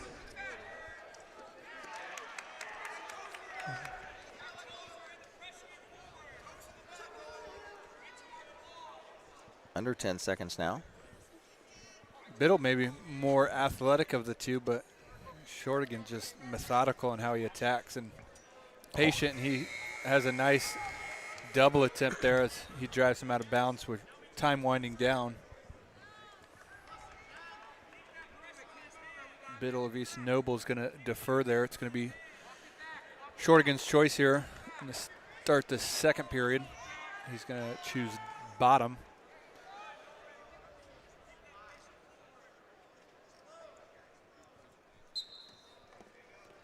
As the whistle blows, Shortigan's up to his feet, trying to get his hips away.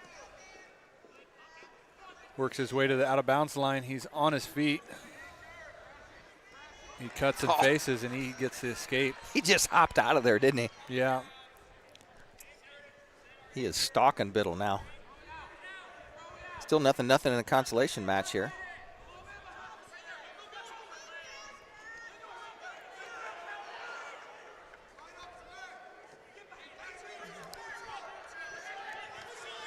Now shot attempt by Brayson. Head inside single. Biddle's left leg.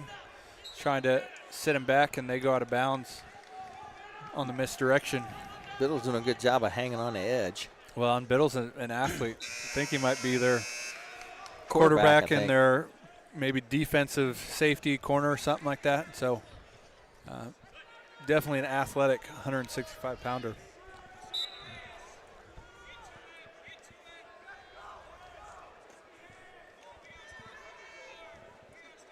We're into the third period in consolation match. That's a 1-point match with Ensley of Garrett in the lead.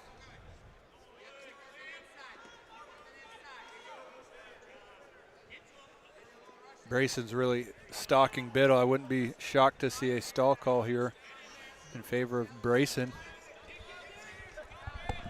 They're on the out-of-bounds line. Brayson kind of forcing him around. There's 30 seconds left on the clock. Oh, and Ensley catches a cow catcher on his opponent and has Winokur on his back. Gets a fall call, and Winokur was not even close to pinned. But Ensley, your winner from Garrett. Your third place finisher by fall from Garrett High School, Jackson Ensley. Have not looked at the team score lately, Josh. There's Delta 142.5. North Miami with 113. Belmont with 106. Garrett with 89. Shot attempt by Shorgan. Biddle trying to run out of bounds. Shorgan keeps his feet in. He gets as time was winding down. A buzzer beater. He hits the tray. Tough one for the officials. He's got to watch that call and blow his whistle at the same time. We just went to basketball. He hit a tray at the buzzer. Yep. Walk off right there. Got to wrestle the third period, though, so it'll be 4-0 in favor of Brayson Shortigan. Gives Biddle the escape, so it's 4-1. You know, he's chased Biddle the whole match and finally caught him on the edge of the mat. Yeah, and Biddle with a double attempt there, but just can't even really get past the hands defense of Shortigan. Got all that hand strength from picking corn. Well, it must be. That boy picks a lot of corn, I'm telling you. Well, it looks like he eats a lot of corn, just works it off into muscle. I stop by and eat a lot of Mitchell corn, too. Minute and a half left here in the championship. I think with this win, could Adams Central crack the top 5? Are they still in the top 5? I'll do a little looking here. They're in fifth place. Yeah. And that's no, they got 20. They're 15 points behind here. Behind fourth place, but yeah, you know, they should lock up fifth place here as Shortigan looking to get another takedown. Would Casey Bradley please report back to the scores table? Shortigan's going to shoot him out of bounds again. Could you please report back to the scores table? Minute left. Shot attempt by Biddle, stuffed by Brayson. Adams Central looking for their second champ on the evening as Dylan Ogg won at 150 pounds. Biddle now on deep on a leg attempt. It's got Brayson sitting on a hip, but Brayson doesn't look bothered and is going to get the stalemate call. Just gut wrenched him and just squeezed him and gets the stalemate. You know, you see some guys panic. Not Brayson. He just kind of sat there. He knew he was in control. Shot attempt by Brayson. Now he's in the front headlock position. Backs out, over, under, throw attempt, and yeah, Brayson just slips right out of that and catches Biddle for the takedown. You know, that was his last-ditch effort. He figured that if I got something, I'm going to throw it now, and Shorty felt it coming, just sagged on him. Well, and he didn't maybe set it up the best. There wasn't a whole lot of pressure to go, but Brayson's not, you know, he's mature enough. He knows that when he's up, he's not going to pressure in, and so looks like Brayson Shortigan is going to be the champ at 165 pounds for Adams Central Jets by a score of 7-2 over Riley Biddle. So Shortigan, your winner at 165. And Josh, I'm going to give you the championship match between Fielden and Adams so you can watch Fielden destroy another man in the finals. And that'll set it up, and I can get the X-Man here at 190 pounds. Is getting ready to take on Simon from North Miami. As he announced the 157-pound winners. Chuck Froat was fourth place. In second place from Eastside High School, Lincoln Carter. And I tell you what, Josh, we thought about that match all year long. I wasn't really sure how it was going to come out, but you know, the more we watch Bradley wrestle, the more we see how Bradley just stays in control, knows where he's at all times, and just gets the win. Yeah, just masterclass by Bradley. And I'm not sure here in this third, fourth place match if we're going to have one. I know there's an injury default here at this weight in the semis, so Yeah, it looks like Woods. maybe just the finals. Yeah, Woods defaulted, so I think that's going to mean that there is going to be no match because Litchfield is already out there waiting as we're underway at 175-pound championship. This is August Adams of Carroll wrestling Fielden from Garrett, and Fielden gets the opening takedown, but Adams looking to roll through there and doesn't get all the way through for the reversal, but back up to his feet here. So the automatic win for Elijah Gall from Northfield at third place here at 175.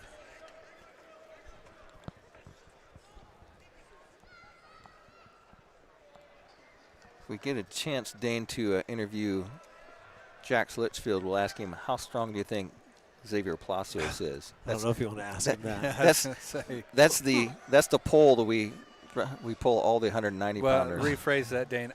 I don't want to ask him that. Rex, I will let you do that, and then I'll get out of the way. I've seen him make enough tackles this year. As Adams is going to roll through Fielden for the reversal. A little bit of that Kyle Dake bomb, just a chest wrap to roll through. Scores 3-2. Adams just going to throw everything he can at Fielden and see what happens. Well, you know, you think Fielden is the heavy favorite in the semi-state, and so, you know, what does it hurt to try something against a guy you're, you know, not likely to beat? Did he probably beat him in the finals last week at Carroll Regional? I would think so, but Leo in that same regional, so could have been maybe Woods against Field in the finals. Right now it's a 4-2 match after Fielden gets the escape. Winds down, 5 seconds left to go. No, you're right. These 1 and 2 at the Carroll Regional. Paul Woods, who will take fourth place, was third at that Carroll Regional. And Elijah Gall, I believe he was the Peru champ. So Elijah's perfect record has a blemish on it now with one loss, but because Fielden got the quick stick on Gall in their semifinal match. Gall did not have to wrestle as Woods' injury defaults out to him after the match against Hendrickson of Winchester. And it's crazy how this sport shakes out, because you could think of a couple matches between Gall or, you know, Og was in overtime almost losing, not being a state qualifier, and he goes to being a semi-state champ. You know, Gall was in trouble with Xander Schwartz, and now he's walking away with a third place at the semi-state levels. Fielden's going to tack on some points and then some back points. The score is 6-2 currently. Did he throw that or what? Yeah, he looks to be taking care of business here. He's going to get 4 near fall if he doesn't get the fall here. X is going to be in a white singlet. He's taking his jacket off. Well, now he's put it back on. I think he can take it off. Now, has he worn that white singlet? There we go. Fielding's going to get the falls. Is this the first time Xavier's worn the white singlet, or did he No. wear it at Al Smith? I think he's had it before. Couldn't remember if he wore it at Al Smith or not. Well, he wore it last year at the state finals. Yeah, I knew that. I just, we've seen a couple of those guys rocking it, the sectional and regionals. Third, fourth place match is going to be Park of West Noble versus Litchfield. So it's Parks versus Litchfield for third, fourth. The championship bracket is Simon of North Miami versus Palacios of Belmont. Dane getting ready to take the headset off to go down and take some photos.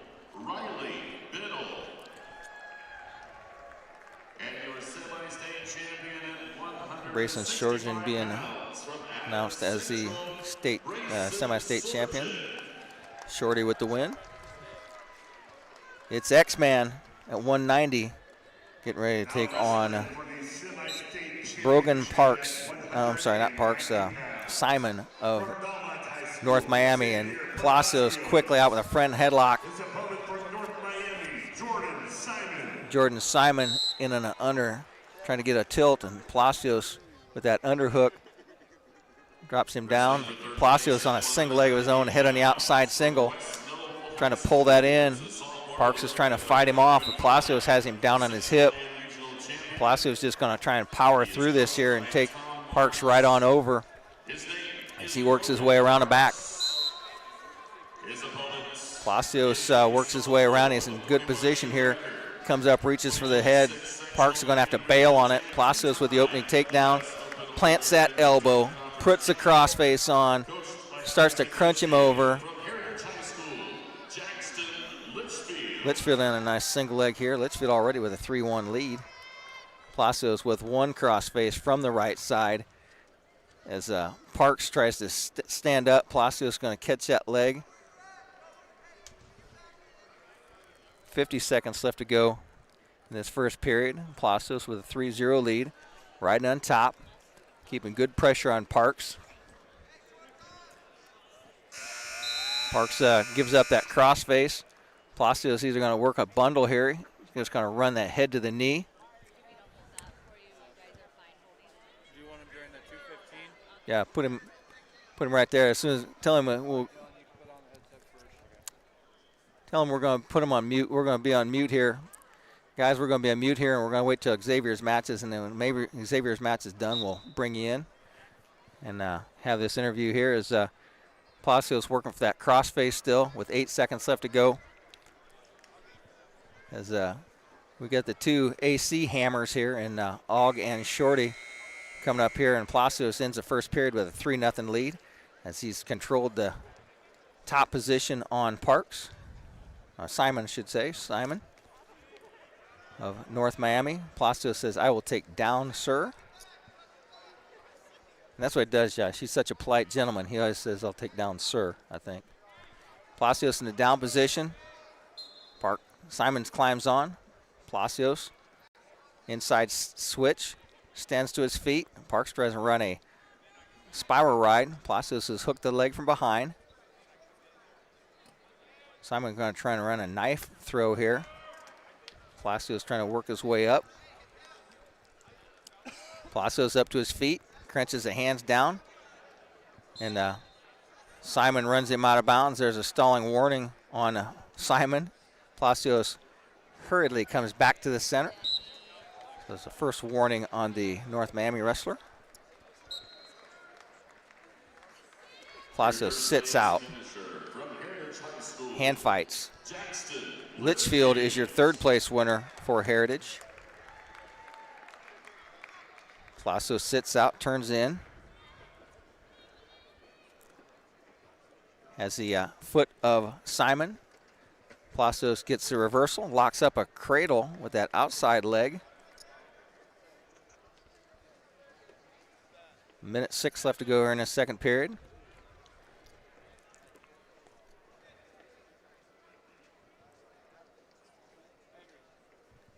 Dylan, go ahead and put that on.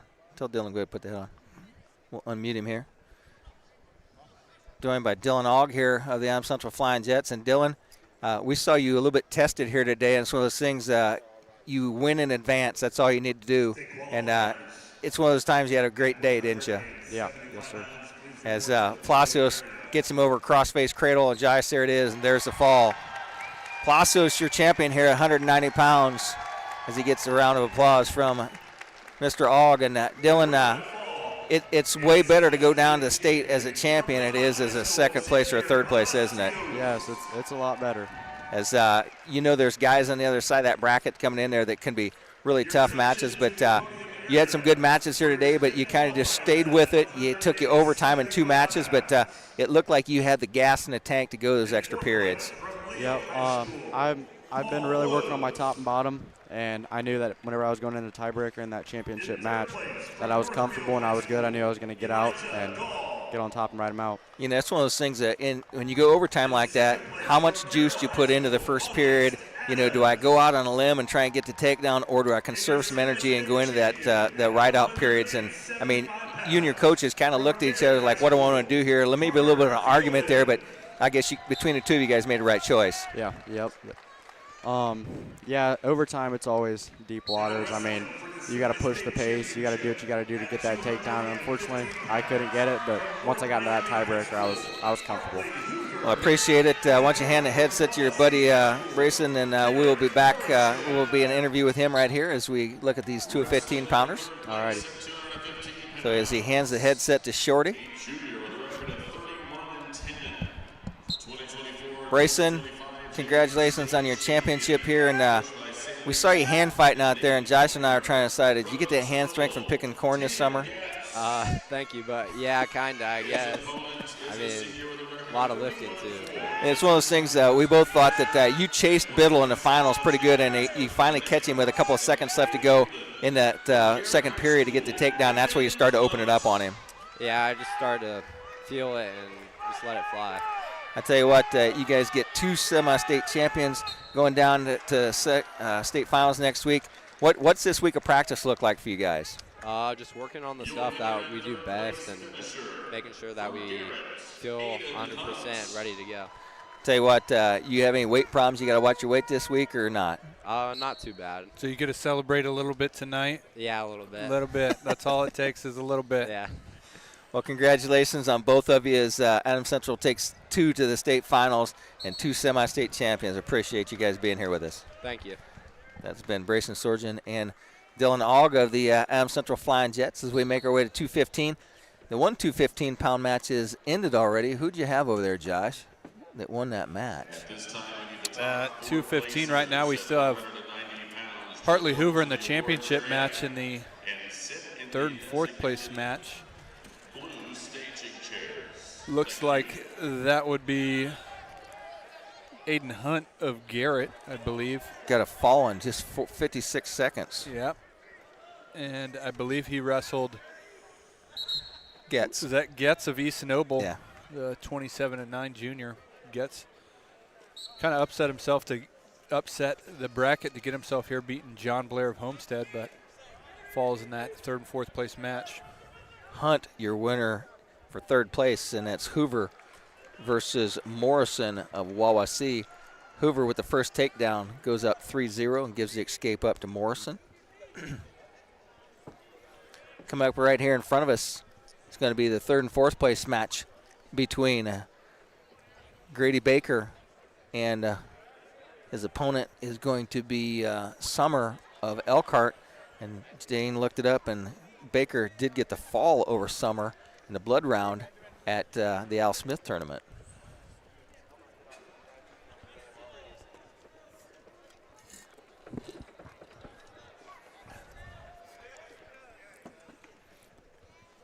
Josh, we've seen Hartley Hoover several times this season. We saw, I did not see Wawasee. I was covering football when Belmont wrestled Wawasee. Yeah, Hartley Hoover is quite the athlete as well. You have been unmuted, Dane. Football and wrestling. Getting tired of climbing stairs. Well, you have a couple flights on the way out here, and then you'll be to your car. Be good to go. We're going to try to get the X-Man here before we go off the air. At least give due to our 3 champs from Zeeland. We went to the interview with the Adams Central Flying Jets as how much confidence we had in Palacios, and as we're interviewing Dylan, all Palacios crunches that crossface cutter. We knew he was going to get it, and it went over, and it was over. And he takes care of Simon of North Miami. Yeah, and as I was over there, the thing that Nick Coons kept saying in the first period was, we're doing all the work here. We're doing all the work here. And it was just a matter of time before Palacios was able to put the combination together and pick up the fall. And we've seen him, everybody he wrestled today when he got on top, they just really didn't do anything. He just was smothering pressure on top of him, just waiting for him to get to the position he could get to that pinning combination. And I look for good things for the X-Men next week. Hope for a really good draw. Yeah, he's the kind of guy, there's maybe 1 or 2 guys in the state that you would question whether or not he could pick up a takedown. Everybody else, he's going to be in there with it. And ooh, Josh already flinched. Hoover, your winner at 215. Gives North Miami a champion. Stays undefeated. Dane, I don't think Here are your top 4 placers at 100. I don't think that the Braves can catch them now. Nope. This is all about trying to get yourself in a better position to win a medal here for Grady. You guys go ahead and mute me. I'll go line up X.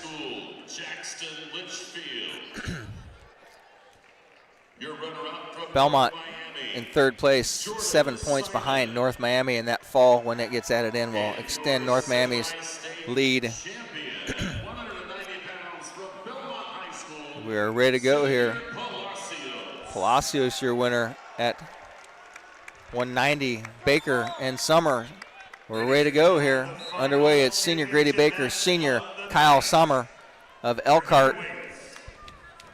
In the championship match, we have Logan Smith wrestling Isaiah Kuhlman from Leo.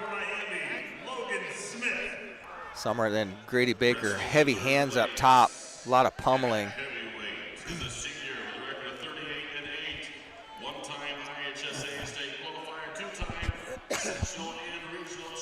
Kuhlman just trying to get on Smith. Kuhlman just much bigger than Smith, just powers him right to his back, and Smith is pinned. There's a pin.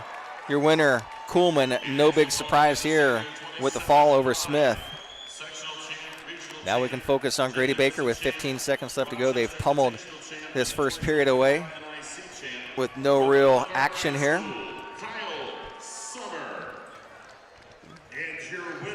Kuhlman took care of business before they can even announce the Consolation wrestlers.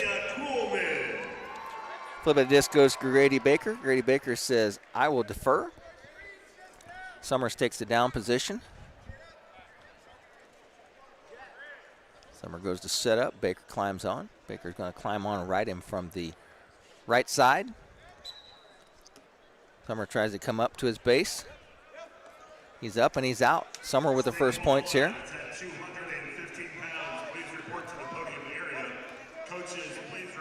Baker needs to work on a takedown here. Baker trying to heavy hand snap down Summer.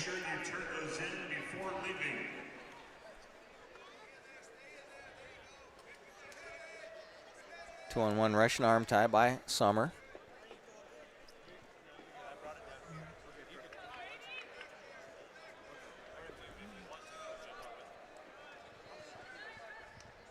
Baker trying to get some inside collar tie. Minute 16 left to go here in this second period. Summer with trying to tie up the 2-on-1 of Baker. Switches side to side. Summer tries to hit a little throw by on Baker. Baker counters that. Palacios must have lots of energy left. He's waving to somebody pretty hard. Normally if they have people in front of us blocking our view, you normally say it, but he's ran through the competition. You're not going to tell him anything. He hears you and he steps to the side. You might have said that the first 2 rounds when there were some guys that didn't punch their ticket, but Xavier making light work of the 195-pound weight class. So, X, we're watching Grady here. Grady has defeated this wrestler by fall already, but drops down 1-0. But Grady from practice. He's one of those guys that he's got a big tank, and he will be in the match to the last minute. Yeah, no, whenever we're going with lives, I think I gassed him out. Tim says another go, and then he just comes swinging at me. It's terrifying most of the times. So Baker trails 1-0 here with the last 7 seconds of this second period winding down, but Baker's going to have his choice in this third and final period. So Baker will take down. He goes to set up. Takes the down position. Now, Xavier, as you're watching your teammate finish his first postseason run, this will be him at the state finals. You did it last year. What is it in making your second trip? What's it feel like? Does it feel any different than last year? Or? It's not as nerve-wracking. Last year I had to prove that I could do it. This year I had to, reassure everyone, hey, I still got this. And even go further than that and win the entire tournament. Last year you had a young man from McConaughey that was pretty good that took you out. Yeah. Baker stands to his feet. Baker's trying to get his foot back out. Summer takes him back down to the mat with 1:28 left to go. Summer needs to work up on the body. Warning for stalling, Loopy. He did. He heard me, Ix. He heard me. They sometimes do that. Other times they just ignore you. Well, that's like everybody in the stands yelling. They think that the kids can hear them. They can't. So, X, you had a really good day, and you just kind of powered your way through. And I thought your top position control was really good, and you just kept good pressure on people, and nobody really even made any effort to try and get out from underneath it until you can get the cradle locked up. But have you worked on your top control position a lot? That's one thing. Like each year, whenever it comes to neutral or bottom, I always try to learn one new skill because learning a bunch at a time is difficult. So if I just focus on one at a time, but throughout my entire high school career, top has been where I've been most dominant at. So I've just been adding and adding and adding little details. Warrior has helped with that. Whenever I cover a leg, that's training from Warrior. Just time and experience put into it. We saw you when you wrestled Litchfield, a much shorter wrestler. You dropped down and went to a knee to change that lower level, and it really blocked him off. And we saw your loss to Hardin at Mishawaka. A couple of blast doubles. He just football tackled you, and you think, if he can't get down underneath me, he can't take me down. That's your logic there? Yeah.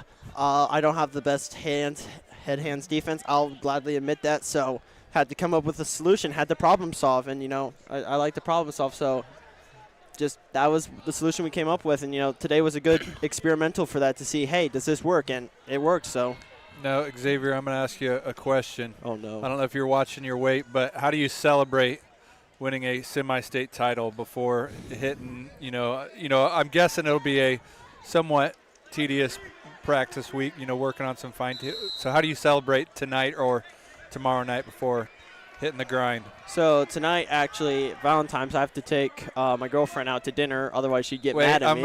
I'm gonna stop you there. Oh no! We're live. Oh no! You say I get to take her out, not I have to. So you said that you get to, not have to. So yeah. So you get to take her out tonight for a nice meal. Yep. So gonna have a nice meal tonight. Get back on the grind a little bit tomorrow.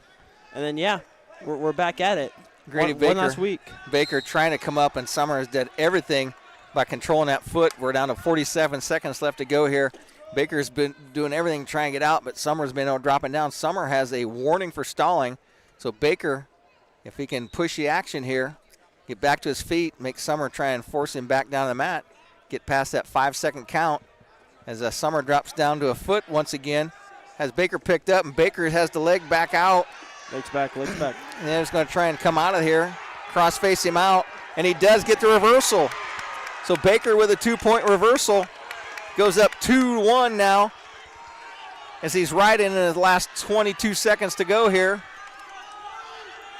He has his opponent's head down, and Baker tight waists him down as Baker with 11 seconds left to go locks up a tight waist on Summer, and Baker is going to hang on. Grady Baker, third place here at the semi-state, goes into next week's championship. And Xavier, thanks a lot for sitting in here, and congratulations on your semi-state championship. Of course, of course. Thank you guys very much. Yeah, we'll see you next weekend. That's been Xavier Palacios. As I'm going to play one round of commercials here, and maybe Dane will come back and get on, and we'll do a wrap-up. You've been listening to high school wrestling from the semi-state here from Allen County War Memorial Coliseum on WZBD.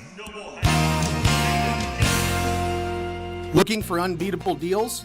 Head to Kelly Auto Mall of Decatur. With over 70 years of trusted service, we offer Ford, Chevy, Chrysler, Dodge, Jeep, and Ram all in one location. Enjoy free car washes for life, a huge selection of new and pre-owned vehicles, and limited time offers on our remaining 2024 inventory. Deals this good won't last. Hurry in today. Mercury is hazardous to the environment, and because mercury is used in fluorescent bulbs, CFLs, and other consumer items, you need to know how to handle these products and properly dispose of them. There are many informative websites with details, or you can call the Adams County Solid Waste Management District, or visit www.recycle.in.gov. Help keep mercury from our water and environment. Know what to do, and always dispose of products that contain mercury properly. And keep your water clean. Indiana Physical Therapy is your independent local choice for physical therapy. There's no referral needed to come see us, and we accept all insurance. With direct access, you can just walk in and request an appointment at any of our 18 convenient locations. Our team of expert therapists are here to help you recover and get you back to doing what you love. Visit us online at indianapt.com to request your appointment.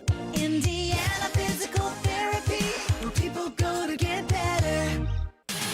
If you're thinking of building an addition or remodeling or just starting from scratch and you want to add the beauty of a built-in or freestanding gas fireplace, the folks at Hitzer Fireplace and Patio, 269 East Main Street in Bern, have the expertise and craftsmen to install a gas, coal, or wood fireplace, and design staff to help you decide which will serve your needs best. Cozy, warm, fuel-efficient, and mood-setting. Call Hitzer, 589-8536. Well, if you're anything like me, you've got a list a mile long of outdoor projects that can wait till spring or until you have time. Well, let's be honest, if you're like me, you need a pro because you don't have the time or the equipment to get it done right. That's why I call Jim at the Little Container Company in Bern at 273-7692. Whether it involves dirt, demo, dozing, or digging, he has all the tools and all the toys to do the job affordably and correct the first time. Give Jim a call at 273-7692 or search Little Container Company on Facebook. Trust me, it'll be worth it. This is Dr. Matt Baker from Decatur Dental Services. Imagine a dental experience you look forward to. At our family-friendly clinic, we provide a relaxing environment for adults and children by utilizing the latest technology to ensure your visit is stress-free. We use digital x-rays and intraoral cameras to provide the most accurate diagnosis and treatment plan for each patient. Settle into our comfortable surroundings and relax while we attend to your dental needs. Call any of our offices to schedule your visit. Welcome back to the Allen County War Memorial Coliseum, where on Saturday it was the semi-state wrestling championships, and these wrestlers come in and decide who gets to punch their ticket to next week's state finals. And starting off at 106 pounds, your champion was Carson Caliacomo, your winner with a fall in a 141 over Warner of Carroll, and it was Cleveland of East Noble, your third place winner. Delta picked up their second semi-state champ at 113 pounds with Cade Jackson. He beats Jackson Webb 10-3 in the finals. Drew Heisler from Homestead was third with a 16-0 tech fall at over Maximus Kleberg of Prairie Heights. So at 120 pounds, the Delta train keeps rolling. It's Reed Wicker, a fall in just 43 seconds over Cameron Center of Wawasee. McIntyre of North Miami was third over Braden of Concord. 126, Rex Moore of North Miami was a champion with a fall over Abram Swathwood of Garrett. Dakota Sprunger of South Adams with a great late takedown to beat Cornell Gabriel of Lakeland 10-8. At 132 pounds, it's Jensen Boyd with a tech fall, 19-3 as the final score in 4 minutes and 31 seconds over Sean Harris of New Haven. Love of Marion is third. Hensley of Madison Grant is fourth. Hunter Douglas defends his number 1 ranking and wins the semi-state title at 138 pounds for the Homestead Spartans. Eric Hunt of Western was second. Henry Froat with a 20-4 tech fall for third over Dane Pippinger, the freshman from East Noble. Sam Mosier of Delta gets another championship for the Eagles as he takes out Gabe Myers in a tech fall 21-6. And your third place goes to Malachi Thalner with a major decision 11-2 over Parker Barnes of Bluffton. Much like it was in the ticket round, Dylan Ogg needs overtime, but he gets the job done. Repeats as semi-state champ at 150 pounds for the Jets. He beats Dallas Davidson 10-8 in the ultimate tiebreaker. Ashton Goney with a 5-2 win over Sam Wolpert for third and fourth. At 157 pounds, it was number 1 versus number 2, and they flipped the script as Jackson Bradley of Cowan gets a 4-3 win over Lincoln Carter of Eastside. And your winner for third place is Evan Oglesby with a fall in 205 over Chuck Froat from Belmont. Brayson Shorgen is your champion at 165 pounds for Adams Central. He wins at 7-2 over Riley Biddle of East Noble. Ensley of Garrett was third. Winokur of Concordia, fourth. At 175 pounds, your champion is Carter Fielden of Garrett. He takes out Adams of Carroll in a fall in 257. Elijah Gall of Northfield is a medical forfeit winner over Woods of Leo for third and fourth. At 190 pounds, it's Xavier Palacios with a second period fall, 3 minutes and 27 seconds over Jordan Simon, the senior from North Miami. Jax Litchfield of Heritage sends the Patriots back to the state finals. He takes third over Parks of West Noble. At 215 pounds, it's Hartley Hoover of North Miami, your champion with a fall in 309 over Morrison of Wawasee. Hunt of Garrett is third over Getz of East Noble. At 285 pounds, it was just a 35-second match between Isaiah Kuhlman and Smith of North Miami. Kuhlman wins it by a fall for the Leo Lions, and Grady Baker with a 2-1 win for third place to beat out Kyle Summer of Elkhart. And with that, you've been listening to High School Wrestling on WZBD. So, Dane, tomorrow night, after the broadcast of the pairing show, will be our show at 6:30 at the Double Eagle Clubhouse Grill. Yeah, at 2 o'clock we'll have the announcement for semi-state times and locations and opponents for the girls. At 4 o'clock we'll have live on 92.7 the bracket reveal show with our good friend Joe Caprino down at IHSAA offices. That'll run from 4 to 5 on 92.7 FM. So if you're in the car, you don't need to try to drive with your phone on. You can turn it right on the radio and listen to the whole thing. Then join us from 6:30 to 8, which should be an outstanding show and hopefully very informational based on what you need to know for this weekend. For Josh Gaskell and Dane Filling, it's been Rex Burr reporting for WZBD Sports, your leader in sports in Adams County. Oh, my gosh.